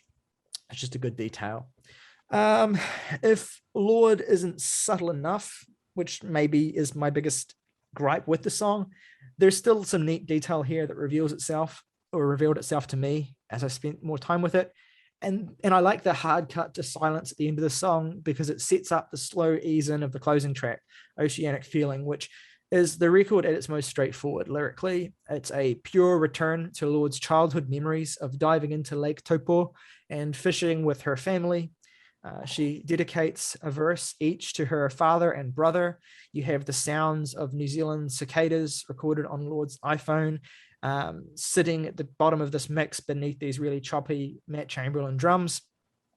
And Lorde is saying goodbye to her past and to the busier, crazier parts of her life. Thematically, it's a great place for the album to end. But it's also kind of boring as a song, unfortunately. It's sort of just there. It meanders for 6 minutes in a way that clearly fits with what Lorde wants to do, but it also leaves the album on a bit of a lull, petering out in a way that ultimately feels more dissatisfying than conclusive. And I get that it's Lorde's intention to leave the record on that sort of note of like, it's actually, I want to fade away, not burn out, Neil Young. But, so I get that's her intention. But when you have a record that lingers so consistently in this musically temperate, moderate place, it feels like a bit of an anticlimactic shrug to see it out with a 6.5 minute song that's this stately. That said, it doesn't detract from the conceptual journey. In fact, it kind of brings the conceptual journey full circle. So ultimately, I guess I'm less negative than just mixed on this song, but it is not a particularly fulsome way to end the record. But yeah, overall, I do think this is a good album. It's taken me for a while to have a handle on how I feel about it. I do think that Lorde ultimately refusing to make a pop record and instead going for this summery folk aesthetic that has roots in a particular era of pop but never fully dives into it is ultimately an admirable decision, and one that I like broadly speaking, if maybe a little bit more in concept than execution. It means that a lot of the album's strongest moments are its subtlest, and I again would call back to those two songs that I absolutely love, Stoned at the Nail Salon and Big Star.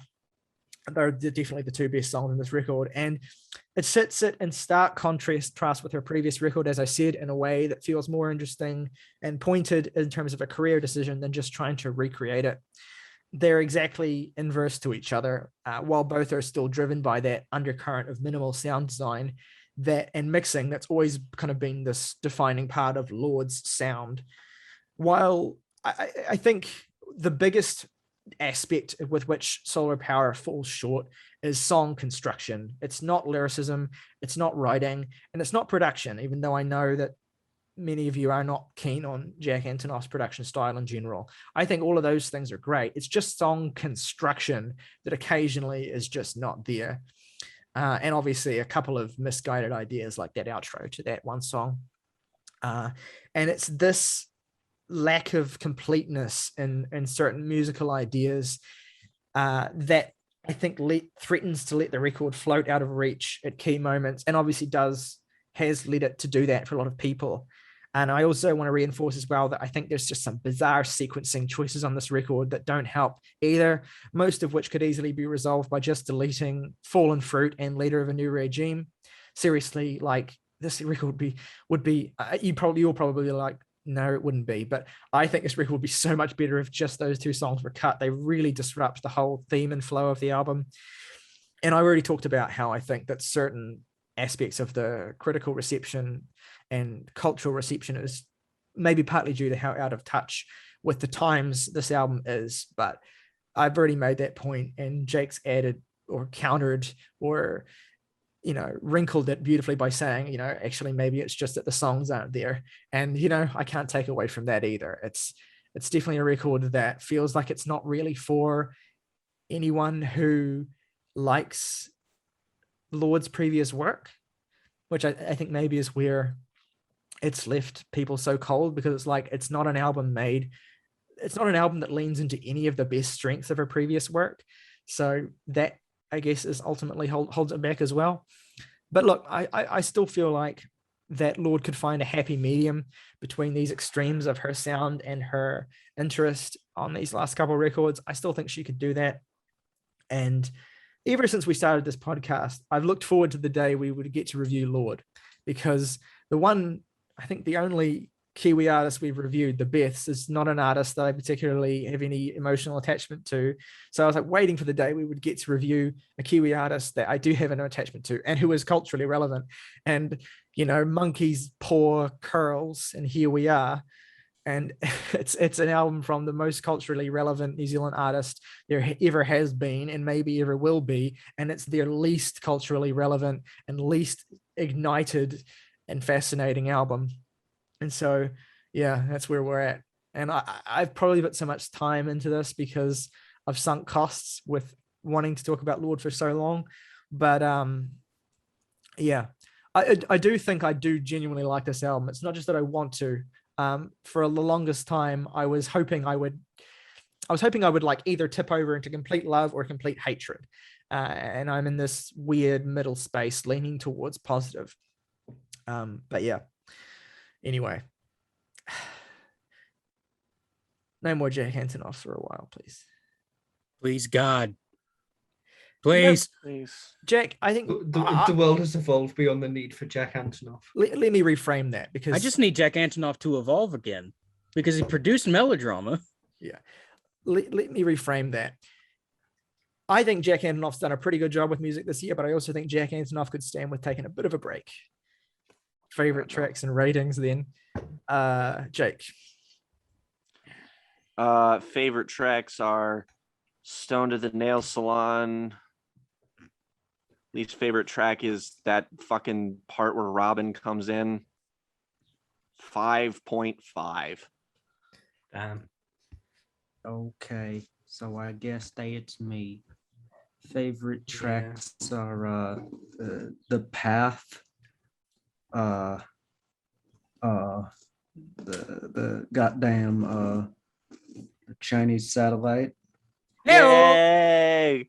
The least favorite track is Secrets from a Girl Who's Seen It All and Don't Think. You all best not believe it was forgotten. It will always be here. The ratings pillow. Oh my God, Yay! that's already made my day. Oh, Wait, love it. Yeah, my three favorite tracks are the Path, least favorite track is Brutal. I actually fucking hate the title track. It's one of those rare songs that actually I thought it would get better once I heard the whole album, and it actually got worse. Me too. Me too. Yeah, so that one, and it's a 5 out of 10. I will never think about it again. Okay, so that's me. Let me get out the track list. My favorite songs are, I would say, Mood Ring. I'll say Big Star, and I'll say Stoned at the Nail Salon. My least favorite,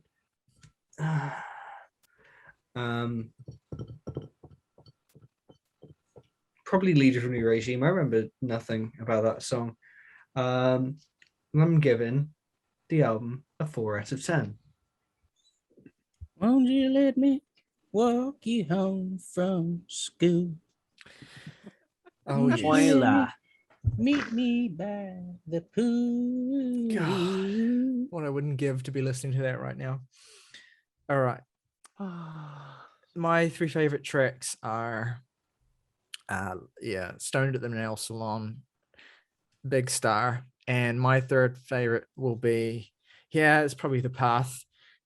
Least favorite is I want to say Leader of a New Regime, but it's so like a non-entity that I'm just not going to pick it, and say Fallen Fruit instead, which again, just stop. And but that all said, I'm giving this album a 6.5. Okay, which gives it an average rating of 4.8. But there are 2 albums for that average already. That being Alfredo by Freddie Gibbs and The Alchemist, and Adrenaline by Deftones. Oh, that sucks. That's unfortunate. Woo! For all parties, that sucks. Mm-hmm. Okay, well, now that we've finished discussing Lorde's Solar Power, and let us know what you think of the album in the comments below. Incidentally, I'm sure there will be some takes. Congratulations if you're still watching. But now we're going to talk about a second album we're going to be talking about today, and that is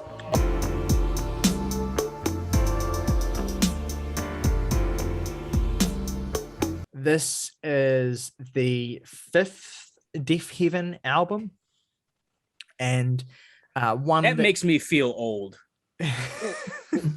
One that comes with a great deal of anticipation. Deafheaven, and I'm sure I'm not the only one, especially judged on Morgan's comment, but Deafheaven are a band that are a kind of seminal band in terms of modern metal, and it was, for me anyway, this was one of the bands that really got me into metal music, and specifically when Sunbather released in May or June of 2013, that was a pretty landmark moment. I mean, not even just for me, like that record landed with an atomic bomb.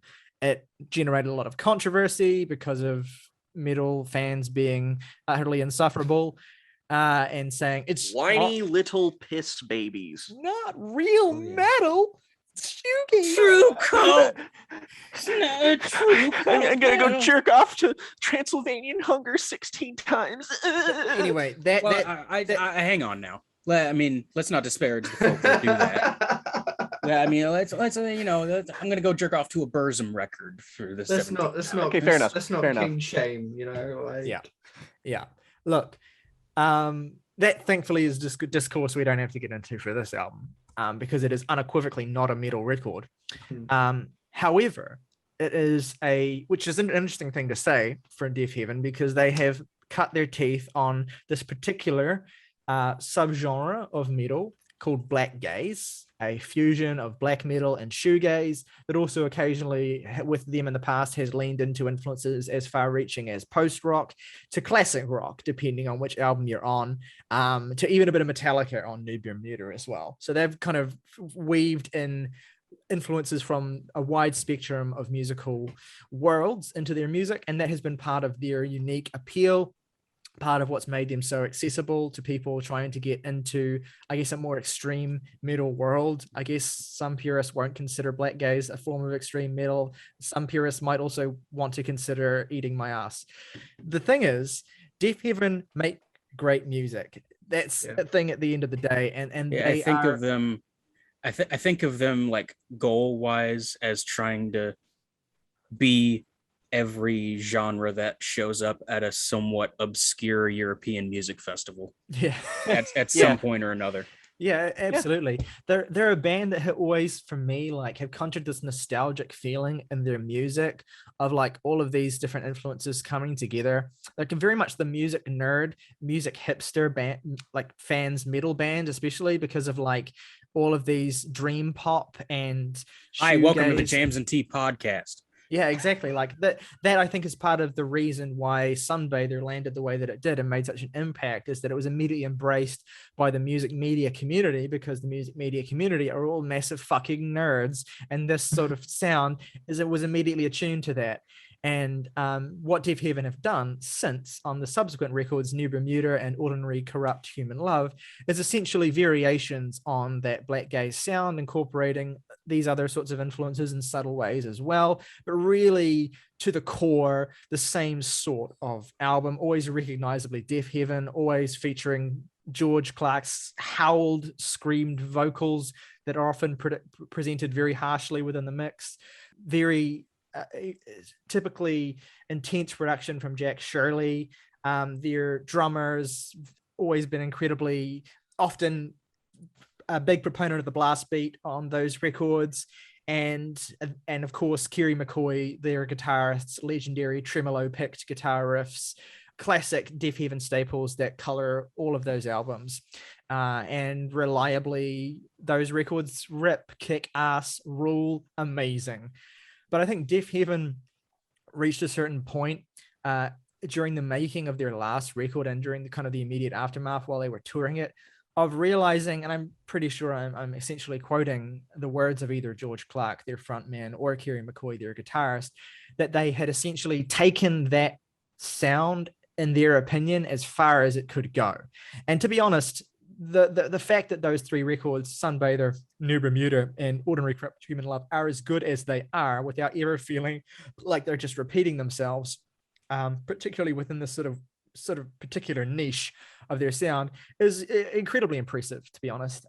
You get a sense from each of those records that despite the fact that they're all clearly, distinctly black gaze, they each have their own distinct identity as an album musically, which is a difficult thing to do.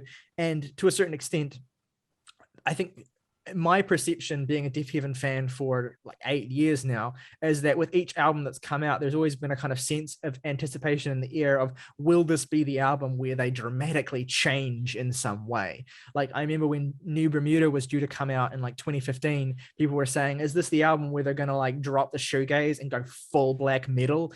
There was a sense of that coming in the air, and then they didn't do that, although they did make a more intense album than Sunbather.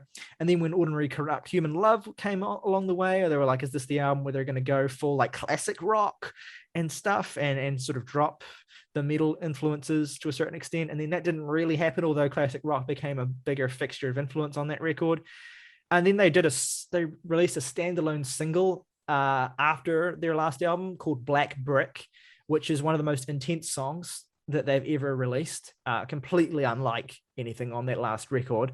And a lot of fans took that as a sign that they were going to go into the extreme metal, sort of speedy, thrashy, really kind of proper black cult shit. They were going to, fans took that as a sign they were going to experiment further in that direction. But George and Kerry have talked about during the touring cycle of their last record, or they talked about in the lead up to this record, they reflected on the touring cycle of the last record and realizing that we had taken that sound as far as we wanted to go, and that we wanted to really explore something that is, I guess, truer to our spirit as a band. And the thing about Infinite Granite is that has dominated the discourse around this record, which has been a fairly divisive album, to be honest. But the thing that's dominated it is the sense of Deafheaven dramatically changing. And to be honest, I don't really think that they have. I don't really see this record as that dramatic of a departure, to be honest. Like, people, when Great Massive Color, the lead single, dropped, people were saying like, this is like so different for Deafheaven and so not Deafheaven. And I guess if you experience that in isolation, I could see how you would think that. But also, like, there's so much that's, if you put this record on, if you played this record to someone without any context of what it was, that Deafheaven didn't have a new album out, you just put it on, and this was a person who's familiar with your music, you'd say this band is either Deafheaven or they're just doing a remarkably good impression of Deafheaven, because this sounds so much like a Deafheaven record. Like, everything about it screams them, down to the way of the way that their drummer, the fills that their drummer are using, the very particular tone, Kerry McCoy's guitar tone, his arpeggiating guitar lines, his tremolo picking, his really intense and bombastic riffs, and the really kind of soulful quality that the music has. It's all pure Deafheaven through and through. There's really, like, you would never mistake this record for any other band, I don't think. And that deserves to be front loaded, I think, because to a certain extent, this weird narrative that Deafheaven are dramatically changing their identity as musicians has been way overstated. And it's more, to me, from my perspective, that they are zeroing in on a particular aspect of their sound that has always been there. I mean, you can hear this. Irresistible was on Sunbather, guys. Yeah. I mean, there's been a song or moments on every single record, Irresistible, like even moments of the heavier tracks on those records, like Vertigo, and then parts of like Dreamhouse. Parts of Dreamhouse. I mean, there's like one song on here, I think it might be Villain, maybe, where the kind of riff that comes in at the end is very similar melodically to the end of Dreamhouse. And then like songs like Come Back off of New Bermuda as well. And then really you can hear the seeds of this sound in a big way on their last album, Ordinary Corrupt Human Love, and songs like Near and Honeycomb as well. Like, you can definitely see, I mean, like that, their last album, like You Without End and Near, were songs that were not metal songs at all. And so they definitely kind of signaled that they were interested in moving away from a sound dominated by oppression and that metal aesthetic. Although it's still, Infinite Granite, it has to be said, is still a really intense sounding record. Like, it's still a very loud record. It's still a record that erupts into climaxes consistently on nearly every song. And it still feels like Deafheaven making a record that has all of the emotional and physical intensity in the way that it's played and the way that the songs come across as their other records. I don't see any less of that here, which to me has made the generally mild and mid reception that this has gotten very confusing, because I feel like, what are you not latching on to? Like, what is holding this record back? I can see maybe not liking it as much, like on the same huge level of adoration of a record like Sunbather. I can see that, but I can't see this total coldness that people are having to this record who are fans of their previous records. It strikes me as very disingenuous, to be honest. I feel you there. 'Cause, like, this does feel like a continuation of where they were going with their last record for me in many ways. Like, the definitive thing is, I think it was you, Tyler, you tweeted a side to side, or a play to play, I guess, of a solo on Honeycomb next to a solo in The Middle by Jimmy Eat World, I think. Which for me totally demonstrates the thing I always thought was so cool about that record, was that move into melody and really anthemic riffs, you know, in that vein of almost like pop emo, you know. That's the influence of alt rock of all kinds has always been a part, like, because the degrees of separation between Jimmy Eat World and like shoegaze bands, not that many really. You don't have to go very far back even then. And fucking Dreamhouse and Big Casino are like the same chord progression. One of them's just a black gaze song. Yeah, you know what? You're so right. Holy shit. Yeah, exactly. So the connective tissue has always been there, and they've been making it more and more prominent with each record. So this record honestly makes total sense as a next step for Deafheaven. And the thing is, like, it's not actually really entirely without metal either. If you really listen to it, like there's moments You're right. where climaxes on this record get really intense. There's moments where George does bring the screamed vocals back at the end of Villain and at the end of the album entirely. And there's just moments generally where the band explode, like, oh, great massive color. The lead single as well, the song people were saying, oh, what is Deafheaven doing? That song ends in this really fiery, intense place. Yeah, I mean, it's like when we talked about the last Foxing record, in that we saw that that's a band going in a certain direction, but only a band with the roots and the genre they're in could have made that record in that way. Yeah, totally. Like it's a very similar deal here. Yeah, totally. Like, I mean, it's always this kind of sphere of metal has always been the domain of nerds, always. Yeah, and well, personally, I think that it creates a really unique tone on this album, with that leaning more into the shoegaze and alt rock, but keeping those really heavy, meaty riffs. And I think this is a really sonically beautiful record. I haven't even had a chance to delve into the lyrics. I just think living in the sound of it is a really majestic experience, you know. Yeah, I really, really like this record. I do think, I mean, look, it's Deafheaven. I think Sunbather and Ordinary Corrupt Human Love are like twin pillars of excellence. And the chances that this record was ever going to match my love of those albums was very slim. But I think it's a very admirable entry into their canon. It's just, Jake, what do you think of the record? I listened to this album a hell of a lot because I really wanted to understand and like get it. And I do, and I like it a fair bit. It's just that like I keep coming back to it over and over again, and there's nothing on here that I think is anything less than pretty damn good. It's just that, like, for me anyway, and I hate saying this too, because it's like if you follow the trajectory of my Deafheaven ratings, it's just like I have Sunbather is a 10, I have New Bermuda as a 9, I have Ordinary Corrupt Human Love as an 8. And now I like this a little bit less than the last one. So it gives the impression, at least on the surface, that I think Deafheaven are on the decline or whatever, that like my opinion goes along with the people who are receiving this album, which it's not. I need to make that abundantly clear. I view Infinite Granite as like, it's a good album that I enjoy a lot. And the problem is it's just my least favorite direction that Deafheaven have taken their sound in so far.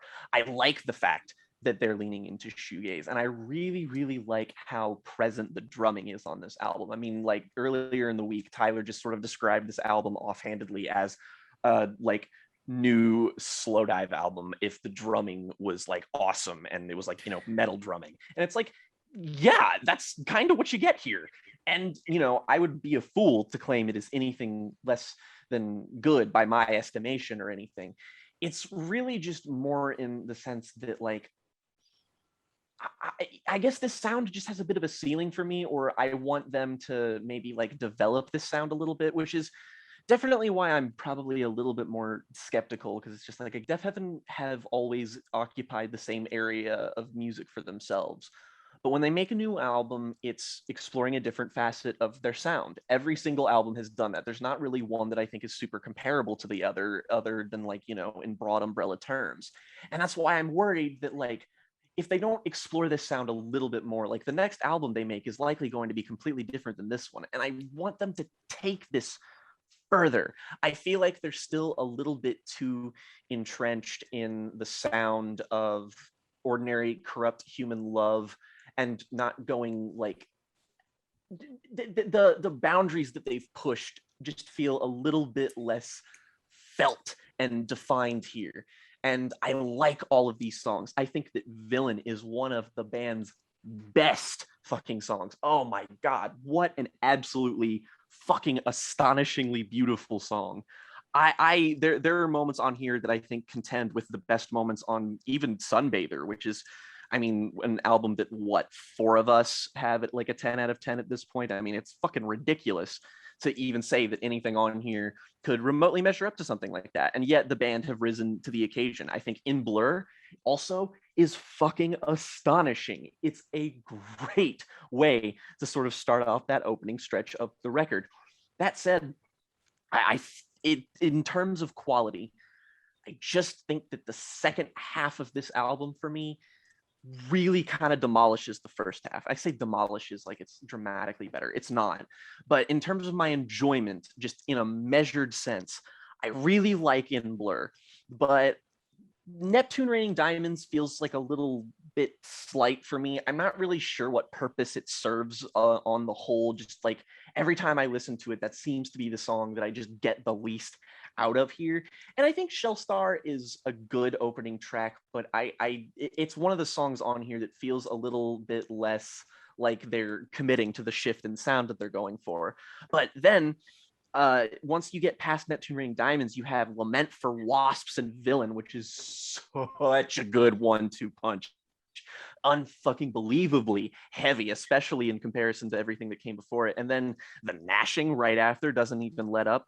Other Language is definitely not my favorite track on here, but I still think it's good. And I think Mombasa is a decent way to close the album, but it's just, it sucks that this has to be a complaint, but it's just like this album just never, it's never in a constant flux of trying to reach the heights that New Bermuda or Sunbather did. Those albums to me are just way more consistent in how often they blow my mind. And this one is just consistently good. It's good. It's great. It's occasionally spectacular. It's just never, it just doesn't have my attention the same way those other records do. I know that's a really facile and kind of surface level complaint, but it's true. This sound, I feel like, needs to be perfected in order to be able to reach the heights that they're going for. And it's just not there. It's a podcast dirty word, and you can't say it with a band like this, and you can't say it especially when you don't know what the next album is. But it does. It's the one album they've made that feels like it could end up being transitional in retrospect for me, and I hate that, but it really does. This makes so much sense to me because, bear with me here, I think that Deafheaven are to black metal what Deftones are to alt new metal, and I think that this is their Saturday Night Wrist. Oh wow, what a great comparison. yeah. So yeah. you not being 100% in lockstep with it, and the fact that I am, makes it's all come full circle. And I do like this more than Saturday Night Wrist, must be said. Not by an amazing margin, but I do very much like it a lot. I think, August, you should probably chime in then at this point, because I know that Morgan and I are kind of going to be a bit of a monolith on this. And so I'm curious to hear about your perspective first. We are going to blow I'd it. have a feeling that August will fall closer to me. Yeah, I kind of do. And it's very frustrating because Deafheaven are obviously this monolithically large and important band to this podcast that I have unfortunately not had the time to get to, but happens. I just really found myself thinking a lot of albums in a similar vein that I've heard, this kind of black gaze, shoegaze kind of adjacent style, something that was done a lot with the Lantalos record from this year, which I had a very similar reaction to that as I had to this, unfortunately, where I just find it really difficult for myself personally to connect and engage with this type of record a lot, because I'm never really a fan of a lot of the writing and the lyrics on these albums. They don't jump out to me or click with me in a way that's ever really registered with me. And it's something where this was like, I felt like I was living in the Twilight Zone, because my feelings here were just near identical to a lot of what I thought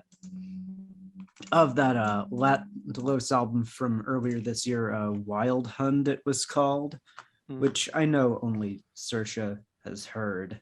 of the other ones of us, but it just frustrates me so much when I'm really putting everything into listening to these albums, and I just feel like I'm not getting anything in return for it. Like, I'm reading through the lyrics, I'm trying to piece together a lot of broader concepts at what it's going for, the emotion, the texture that the instruments are trying to convey, and it just doesn't register for me.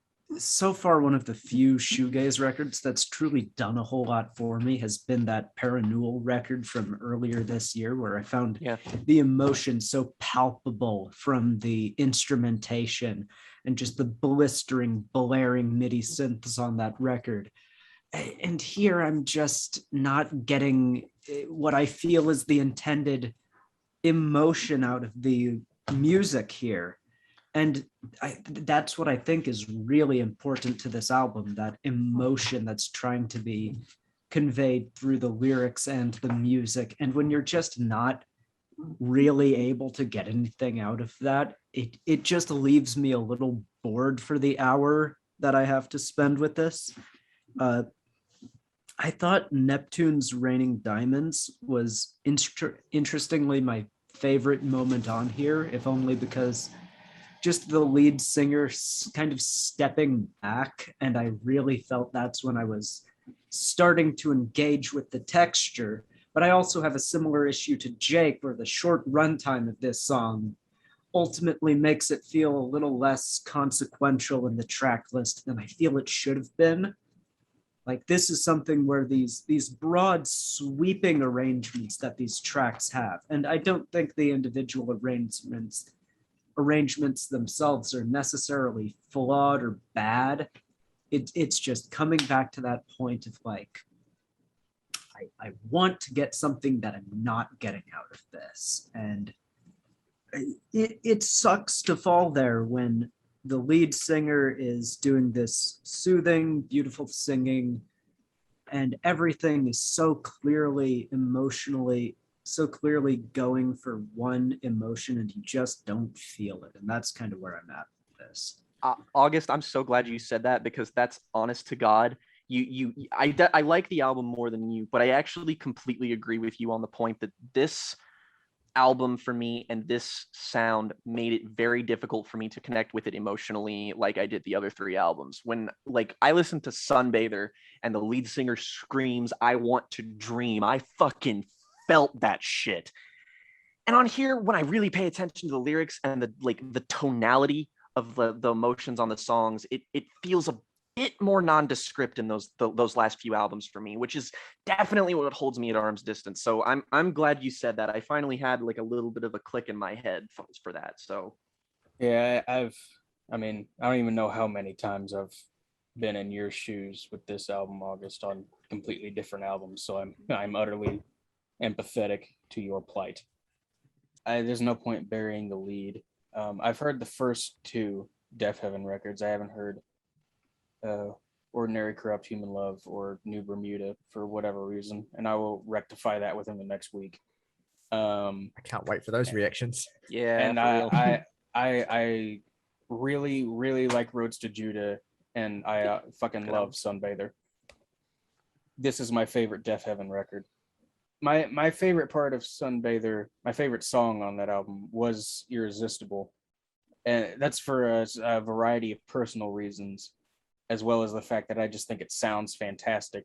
And to put it as bare bones as possible, I think most of this album sounds like if you took the tonality of Sunbather and combined it with Dreamhouse, which is like the ideal music, frankly. And it's also such a specific desire and sort of niche, even within the sphere of black gaze, an already extraordinarily niche genre, that it does not surprise me at all that this is rather controversial. It does surprise me that anybody hates this, but you know, Shellstar, the opening track, is, I would say, hands down, but I mean, there are some fucking fantastic songs this year. it is pretty significantly my favorite song of the year thus far. Part of this was like as you all can tell, I just moved 2.5 hours away from home. I started listening to this album pretty much right when classes in my junior year of college were starting, and I accidentally had my anxiety medication sent to home and not where I am now. So I had me a rough couple of days, and every single time I would start to get somewhere uncomfortable, I would throw on Shellstar, and it would just it's fucking Soggy Bottom Boys, songs of salvation to salve the soul. It just touches me right in that good place. And like many albums that have been around at very pivotal, important points in my life, I think this is going to stay with me as long as those have. I can already, like, it's weird. It's not even been a week and I'm already kind of nostalgic listening to Shellstar. And I think that's a pretty good sign of something staying with you. And the songs that follow it almost uniformly, I would say, are as good. Particularly the whole trilogy of Shellstar, In Blur, and Great Massive Color. It's almost to the album's detriment that those songs are strung together in that way and are so fucking good, because you just do not have room to breathe because it is just beating you over the head with how fucking amazing this shit sounds if you're on board with it for like probably, I don't know, maybe 15-20 minutes straight. And it's you just fucking, again, No Face in the Ocean, Spirited Away, just fucking oh Shellstar. Yeah. And I think one of the best things about this album is that it makes me feel like that from front to back, even in the interlude track, which I think sounds fucking gorgeous. And the fact that I'm still not done with it. I've listened to this thing like 10-15 times and I'm still not done unpacking it. And this is where the Saturday Night Wrist thing comes in. Is like, I had very much the same relationship with that album of immediately taking to it and having trouble articulating why, and then that continuously unfolded in a years-long love affair, essentially, that had complications, but was still very much a love affair with an album that unfolded over years afterwards. And I think those are very special, very rare albums that come along that are like that. But it's just a very special album.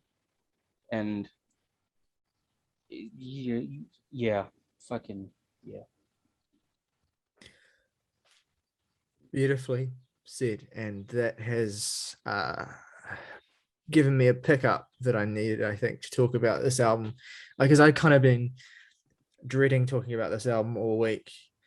It's one of those cases where I am just so terrified that I will fail to do justice to how I feel.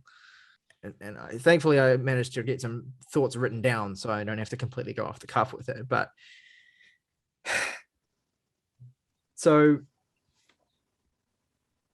this is Morgan's favorite Deafheaven record so far, which actually, honestly, thinking on it, back on it, doesn't surprise me. Although Morgan hasn't listened to New Bermuda and Ordinary Corrupt Human Love, and I would not be surprised if they really challenge that.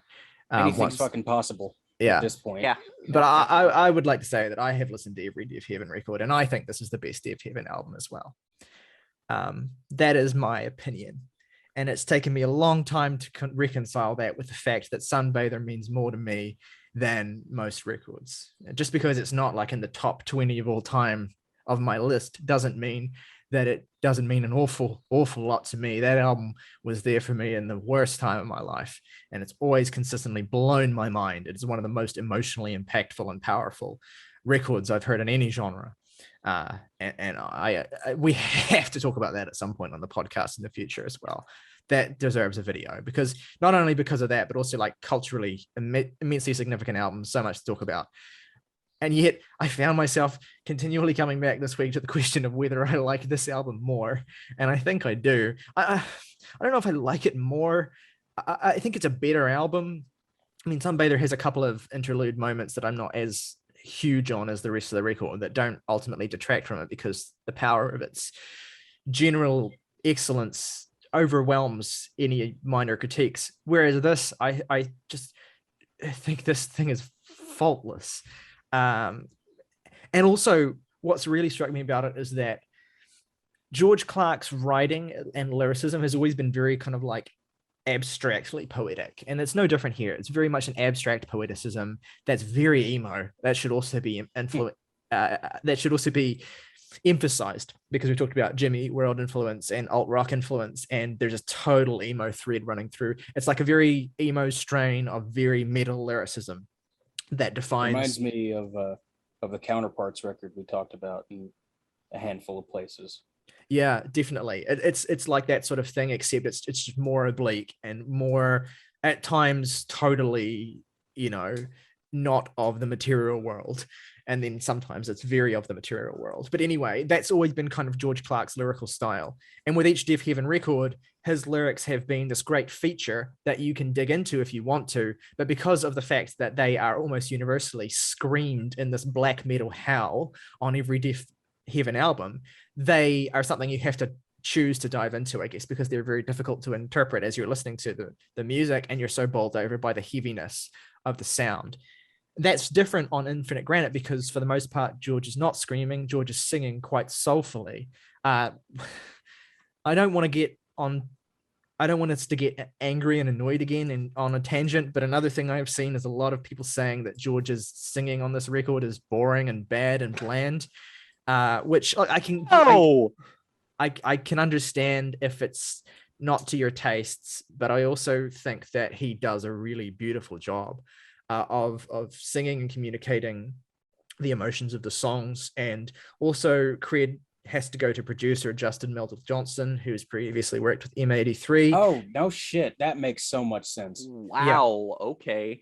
Yeah. As a producer, the closest thing I know him for is Paramore's After Laughter. Yeah. Oh, wow. Yeah. Okay. So Justin Meldal-Johnson is this kind of like, again, alt rock sort of, not alt rock, but kind of like indie, big stadium indie band producer who produced records for M83 and Paramore.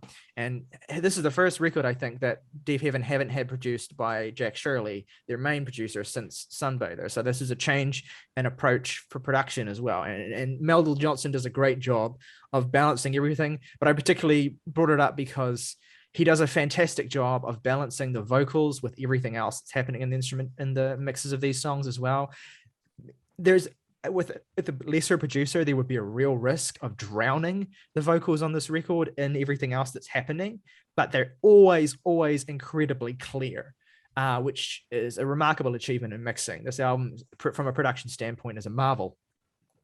In terms of how clear and crisp and well tuned and mixed everything is. And Meldal-Johnson is an absolutely integral part of that. And so my point being, I was on the tangent of George Clarke's lyricism, which again, previous records, you have to really dig and read the lyrics to kind of engage with. But because of the way he's singing here, because of the way that it is mixed, it's very easy to interpret a lot of what Clarke is singing about and latch on to a lot of the sentiments, even if they are quite abstract in expression at certain points.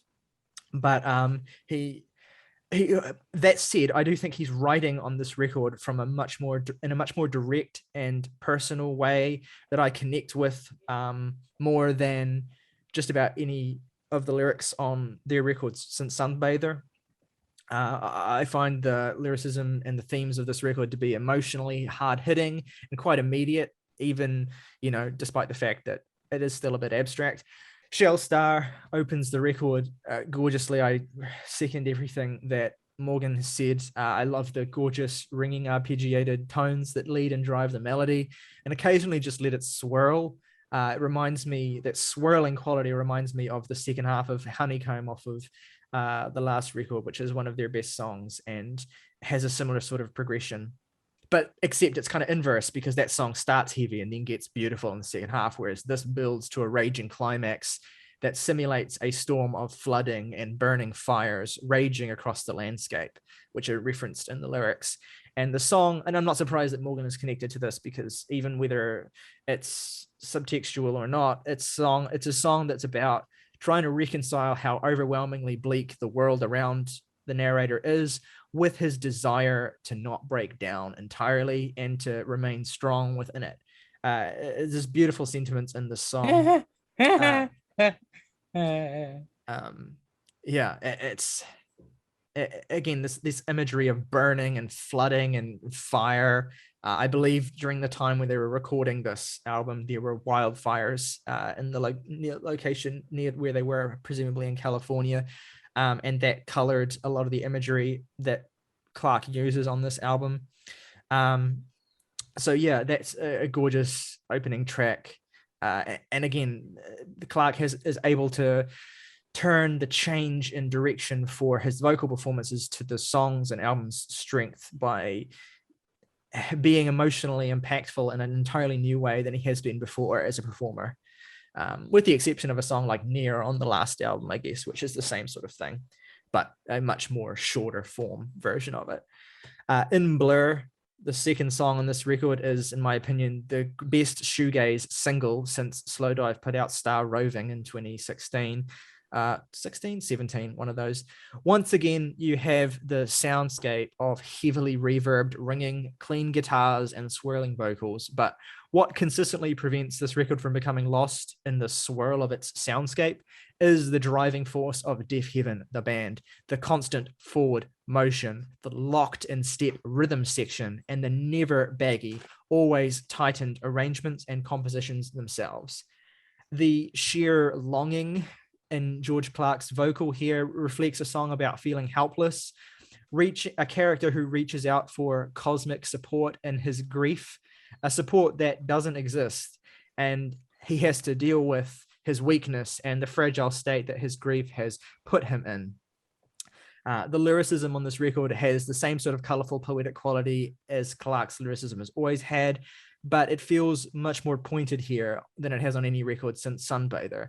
It doesn't get as lost in the sheer imagery as it has in the past, and the emotional core of the songs is always clearly readable and easy to anchor yourself around, at least in my experience anyway. I've already said this, but it makes for perhaps their most emo record in some respects because of this.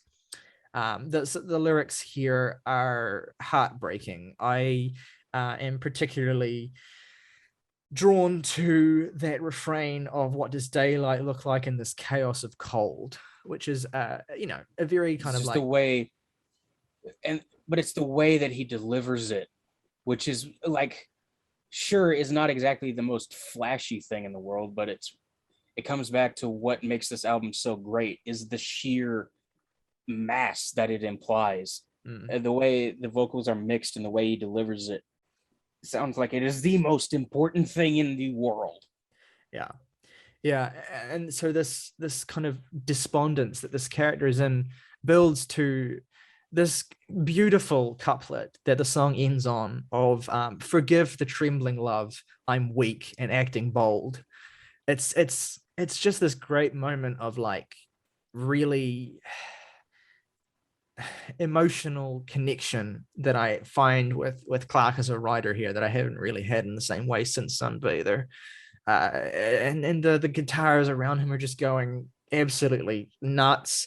The drums build up and there's these great fills. The key changes on this outro as well in a way that absolutely melts my fucking brain. It lays me flat, and it's just such an incredible song. And then you get the lead single, Great Massive Color, comes in. And in this song, another really vivid song in terms of the imagery, George depicts himself laying in bed, thinking about the impression that generations of men before him have left on his psyche, how to accept who he is and his emotions as points of strength rather than weakness. So it's essentially a song about coming to terms with your relationship to your own masculinity and how scary emotions can be when you're conditioned to behave a certain way. and coming to terms with how terrifying emotions are. And I love the fact that the chorus of the song is both immense and warm, and depicts George being literally flooded by ghosts in the night of these men and these anxieties and these emotions that are coming to haunt him as he lies in bed, and then are, in his words, half awake, holding my ghost in the morning. My great former terror when trees gave doves the leaves, and I was grim drunk death, a stranger to myself. And then, so that's the quite abstract stuff, and then giving way to much more direct and very emo sentiments like, do I need this affection? Do you need this confusion? Living trapped inside this body, soft, haunted, waiting, wanting, measured change evades real healing, taking love with little reason, seeing you as I was behind a locked door, nervous and a fool, seeing you as I was, desperate for men to guide you. Indirect, but really, once you unpack that, a really moving sentiment about generational disarray and feeling overwhelmed by the pressures of the past and the future. And then there's this incredible, the conclusion to the song where it gets so doubled down and intensified and near metallic, as Clark double tracks his own singing with his growls to remind himself forcefully, and one of my favorite lyrics on the record, you are the sea and nobody owns you. This image of water and the sea and riptides and this just general feeling this album gives off of like being caught in a riptide, being caught in the waves of the ocean. Perhaps it's something to do with this bright blue blur of the cover that immediately makes me think of the ocean, or like an exploding star. It has this real quality to it where when I'm listening to this track and a lot of this album, I do feel like I'm out at sea, and the currents that are pulling me around are my own sort of conflicting emotions about everything that is happening in my life, if that makes any sense. And that's why I think it's significant that Neptune Raining Diamonds comes next, because the song kind of bleeds right into it, and it has this, I try and think all week how to describe this instrumental. It has this kind of submerged but radiant sound to it. It sounds like sunlight under the ocean. It sounds like, with the climax of Great Massive Color, it feels like when that song really builds up, like you're being pulled into the ocean. And this song coming after it is like drifting underneath it, lost in your unconscious. You have these siren sounds reaching out to you in the distance. This song evokes a very similar feeling in me as Tree Fingers on Kid A does. And I think it evokes, and I think it occupies a similar sort of role on the record. And I think that this album would be missing a certain crucial aspect of its flow that I think Kid A would be missing if Tree Fingers weren't on it. So for me, I think it's essential to the flow of this record, and especially with how emotionally impactful that climax of Great Massive Color is, you to a certain extent need to come down from that, which this song allows you to do. And then you get Lament for Wasps, another warm, gorgeous song. This is a much simpler theme of an ode to domestic life, finding strength in one's partner, their strengths helping you to overcome your weaknesses. A big theme of this record, I think, is your relationship to the people you love and the people who are an essential tied part of your life, whether it's this complicated relationship you have to your parents and grandparents and generations before you of pain, or whether it's the warmth that a loving partner brings you. It's about being, I guess, in this emotionally disparate and broken and conflicted state, and having to reconcile all of these different relationships, how some relationships in your life really hurt you and bring you to a darker place, and then other relationships pull you up from that. And different songs are about different relationships. And so, yeah, Shellstar and Blur, Great Massive Color, about these fraught relationships with the men and the people that have come before you and the family members. And then Lament for Wasps being this kind of oasis in the middle of the record that is an absolute ode to George Clarke's partner. It's a love song, essentially. There's a fantastic solo that happens about halfway through this track. It's less flashy and complex than solos in previous Deafheaven records, but it adds this great grace note to the song that ends up being its fulcrum point, because once the solo happens, the second half of the track slows to this dreamier outro that sees the narrator's anxieties melting away as they find a peace in their partner's sympathy for wasps, which are a thing that George Clarke has said he has an irrational fear of, and their love of blue. These two really abstract things, these two really like singular things that are like this source of comfort for him, because her love of those things transform them from things that were previously associated with anxiety, the wasps, and sadness, the color blue, become these plaintive comforts. And I think that's the significance of the blue on the record, is that it represents something that was sad becoming a source of comfort. And that's a feeling that comes all throughout this record as well. And I think also you could lay onto that the decision to melt away a lot of the more aggressive aspects of the sound as representing finding a comfort and feeling, if that makes sense. And so, but also like you have so much dynamics in the music as well. There are these buried but intense, almost blast beats in the back of the song as it reaches its climax before ultimately lilting back to the ground. It's amazing. And then you have Villain, which is the darkest song on the record. I think it builds off of the theme of great massive color in terms of reconciling with the generations of people that have come before you and your family. In this case, it's a song about having alcoholic and abusive family members and sharing blood with them and being acutely, constantly aware of your own weakness to end up succumbing in the way that they have.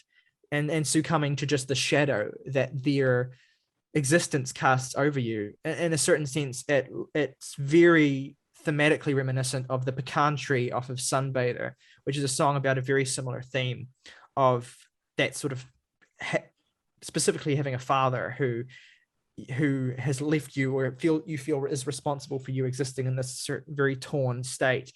But Villain just gets a little bit more specific about it. The concerns and the worries, but again, great abstract lyricism here. 30 months, I'm still asking if 30 months feels strong. I'm 30 months, I'm seeking a 30 months fortune. Inform my mother's people, 30 months is war, dealing with the blood of 30 years well worn. And that ending of the song that gets so intense, where he's just kind of screaming my own villain rising at the end with that very Dreamhouse-esque riff playing in the background. It's an astonishing song. So yeah, fully co-sign everything Jake said about it. Amazing moment on the record. The gnashing conceptually is kind of like a twin song to In Blur, because if you remember, In Blur was the song about grief and experiencing grief from the role of a parent, and the gnashing is a similar sort of song. Some of Clarke's most striking imagery is here in this song. A hush like cloaking garments over shivers. In this honeyed season, why are the boys bleeding? Have your tears touched someone's eyes tonight? I know what this costs us. I know it's exhausting you. Oozing tension into blue. Now I see you're weeping with reason. Like, again, it's just something about that shit gets under my skin. It's very emo. It's very like overwrought emotionally, but there's a tenderness and a reality and just a grit to it that ultimately works. And shit, it's just a fucking killer song. The climax, again, these songs always build to these really intense climaxes. This song has a really squalling guitar solo in the last minute that's so like atonal and noisy, that's just utterly destroying. And it's an absolute testament to the mixing again, that it's placed perfectly such that it's not entirely buried, but it's also like not discordant with the rest of the song. You can tell that it's an atonal guitar solo, but it just fits in with the fabric of the texture. I want to shout out Other Language as well. This is the lowest rated song on the record on Rate Your Music, and it seems to consistently be shouted out as a low light. But honestly, this one's in my top 3. I really love this song. It's absolutely devastating. There's a story behind it as well that I don't think comes through directly in the lyricism, but once you learn about it, you can kind of see it in there. And that is that in George's words, while recording Mombasa, we were told a friend of ours had died. We stopped the session and went home. That night, he was in my dream. We were sitting in a large passenger van, and I was sitting on a bench behind him as he told a story to people around us. I put my arm around the front of his chest, holding him by the shoulder while we laughed. When I woke up, I saw thick smoke from the California wildfires had come in through the open windows. I laid until I had to leave for the day's session, writing most of the lyrics to Other Language in bed, waking from this dream. And once you know the story, you can see the allusions to it in the song. In dreams, speaking another language, held you closely, fed on lightning. And you get a sense of grief coming through these songs. This song, Crawl and Wonder, Tears to Water, Growing This Garden Alone. Jewels for Heaven Knows, I Know I Hear the Sound, Imagine Loving You at Funerals for the Few. And it's quite hard hitting. It's absolutely gorgeous. It's sun-drenched. It's probably the prettiest instrumental on the album, with these delectable swirling arpeggios and insistent rhythmic shuffle that will occasionally just give way to float in the sadness for a bit. It is admittedly Clarke's most dreamy and formless vocal performance. It is soaked in reverb, but what really brings the track home is the climax, which I think is actually one of the most intense on the album so far, where that dreamy vocal's purpose becomes clear as Clarke ratchets up the intensity so subtly, but just enough to make those final lyrics hit all the harder as the song takes a darker turn. Navel gazing, birds escaping before the quake comes crashing, waiting in the light to die, bound wet legs splayed for the heat wave, waiting in the light to die. Just gives me shivers. And then you have Mombasa, which is something I've kind of meant to say and kind of have forgotten to say until now is I think this record works best as a kind of suite of music rather than as a series of distinct songs. And I think that's emphasized by the fact that thematically, a lot of these songs are about such similar things. And the sound, which some would accuse of being, I guess, monotonous, is unified, is the word I would use, in the sense that you have a sweeping progression through these various movements. I think that's also a way of better appreciating a piece like Neptune Raining Diamonds as well, as a part of the fabric that, as I said earlier, is necessary in the context of the record. So this sweeping quality that it has structurally is really important to its effect. And crucially, it's a quality that no other Deafheaven album has. On every other Deafheaven album, the songs are distinct. You have interludes, or you have moments within songs where they change dramatically in the case of New Bermuda. But you have interludes in records like Sunbather and Ordinary Corrupt Human Love. So this, I think, is the first album Deafheaven have made where it has this continuous, sweeping, sweet-like quality that's never interrupted or broken away from. That's part of the reason why I think it's their best album in terms of construction, because there just isn't a weak link. There isn't a moment that breaks you out of the feeling. It's just consistently you're mired in this feeling. And that all comes full circle on Mombasa, which again, when you have this mindset of this record as a suite, hits even harder as a conclusion than as an individual song. Although as an individual song, it's amazing and one of the most lyrically direct and moving songs on the record too. It is the crowning jewel of this album. In Clarke's words, it is a song about his grandfather's death. And he talks about how in the interviews leading up to this record, he talked about how my grandfather lived with me for a few years while I helped take care of him. When it became too difficult, my father and I would work to get him into an assisted care hospital. He would speak about how he'd become a burden. He would apologize for not having died. This song is about the kindness and freedom of death, one in which afterlife reveals itself to be aloneness in cosmic love. So it is a song about the embrace and relief of death as this ultimate freedom. and it's very triumphant. It's not dour or morose about that either. There's these beautiful, beautiful lyrics that abstractly describe witnessing his grandfather's final days, witnessing the crumbling of this person in the ravaging of the dying state. Hillside castles baking down to sand. The hospital bed filled with your apathy. In a haze of heat, a father hums his tragic song before the cold sees its ceremony in your icy eyes, the daybreak glance given. So the song gets lusher and lusher as it progresses, almost as though the music is like comforting the person through the last days of their life. And then when they're eventually on their final day, the song explodes. It becomes totally incandescent as an oncoming death is embraced and the tired soul of this person is ushered into a place of freedom in the blackness as the black gaze finally returns.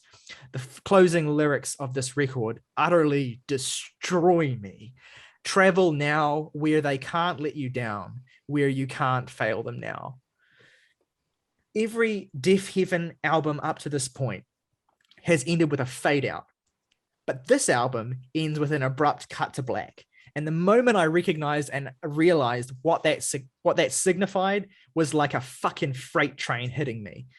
Every Deafheaven album up to this point has ended with a fade out, but this ends with an abrupt cut to black, which I think pretty confidently represents the exact moment of death, a complete switch into nothingness. 1 minute you're there, the next you're gone. And because of the song that we've had before it, we recognize this cut to black as a comfort. I think realizing the significance of what that represents really unlocked the album for me and why I love it so much. It is the most dramatic change of pace for Deafheaven yet, as that cut to black is a neat signifier of. But it's also the most comforting album they have ever made. We don't have to be afraid of the silence, I guess is what they're saying at the end. And I don't fucking know beyond that. Man, it's a trip. They Sopranos our asses. They Sopranos their fucking asses. Yes, exactly. Don't stop. Exactly. Cold shit. And that fucking, every time I've listened to this album 12 times now, every time that cut to black gives me shivers.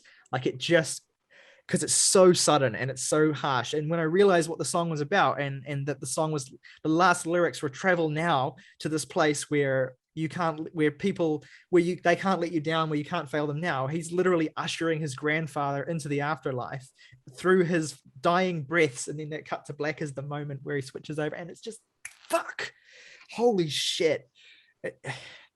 And that's it in a whole, it's it in a nutshell, right? Like it's about finding comfort and about how brutally difficult and awful the journey towards a comforting place can be. How, like in Lament for Wasps, we can lean on the people who give us love, but how we also have to reconcile with, as the many of the other tracks tell us, the darker parts of the life that we lead and the place that we come from.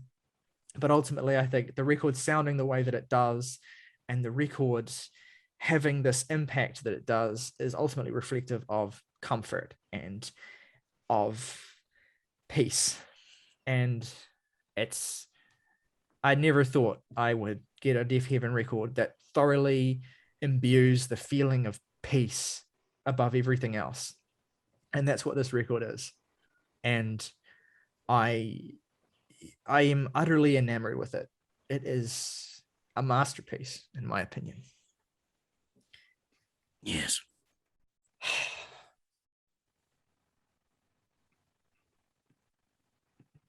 My three favorite tracks are Yes, 10, Saoirse, go. Wonderful. My favorite tracks are Shellstar, Villain, and Mombasa. I do not have a least favorite track, and it's getting a 7.5 from me, and I liked it very much. Yeah, my three favorites are Shellstar, Mombasa, and you know, one of the other ones. One of the other ones. Fucking goddamn fucking was like positive. No least favorites. Also a 10.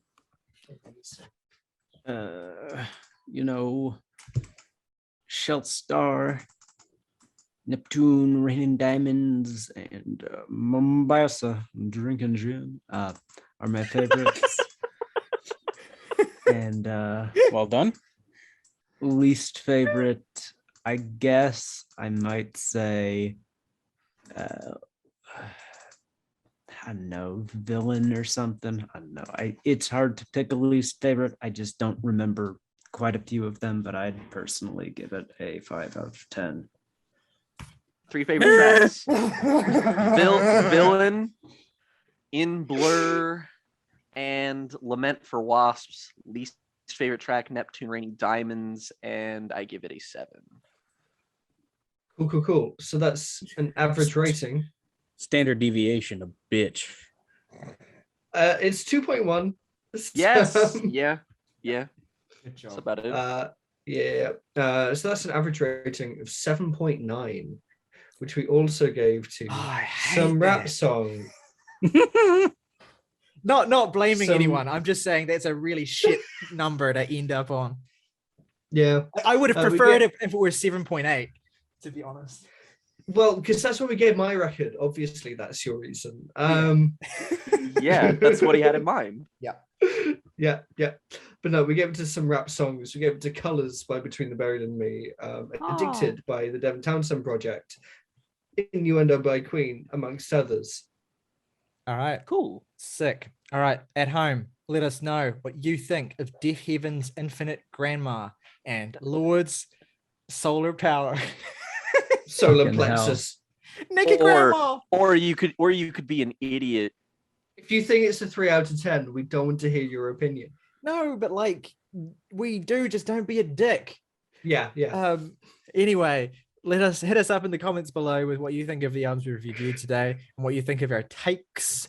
Make sure you stick around for our record club this week in 2 days' time, which is going to be on 9 Inch Nails Year Zero, and then our 1991 retrospective resuming on Thursday with a anniversary album review of Pearl Jam's 10. So stick around for that. And as always, folks, rock over London, rock on Chicago, Maruchan instant lunch. We're ramen you can rely on. Every bowl, every bite, every time.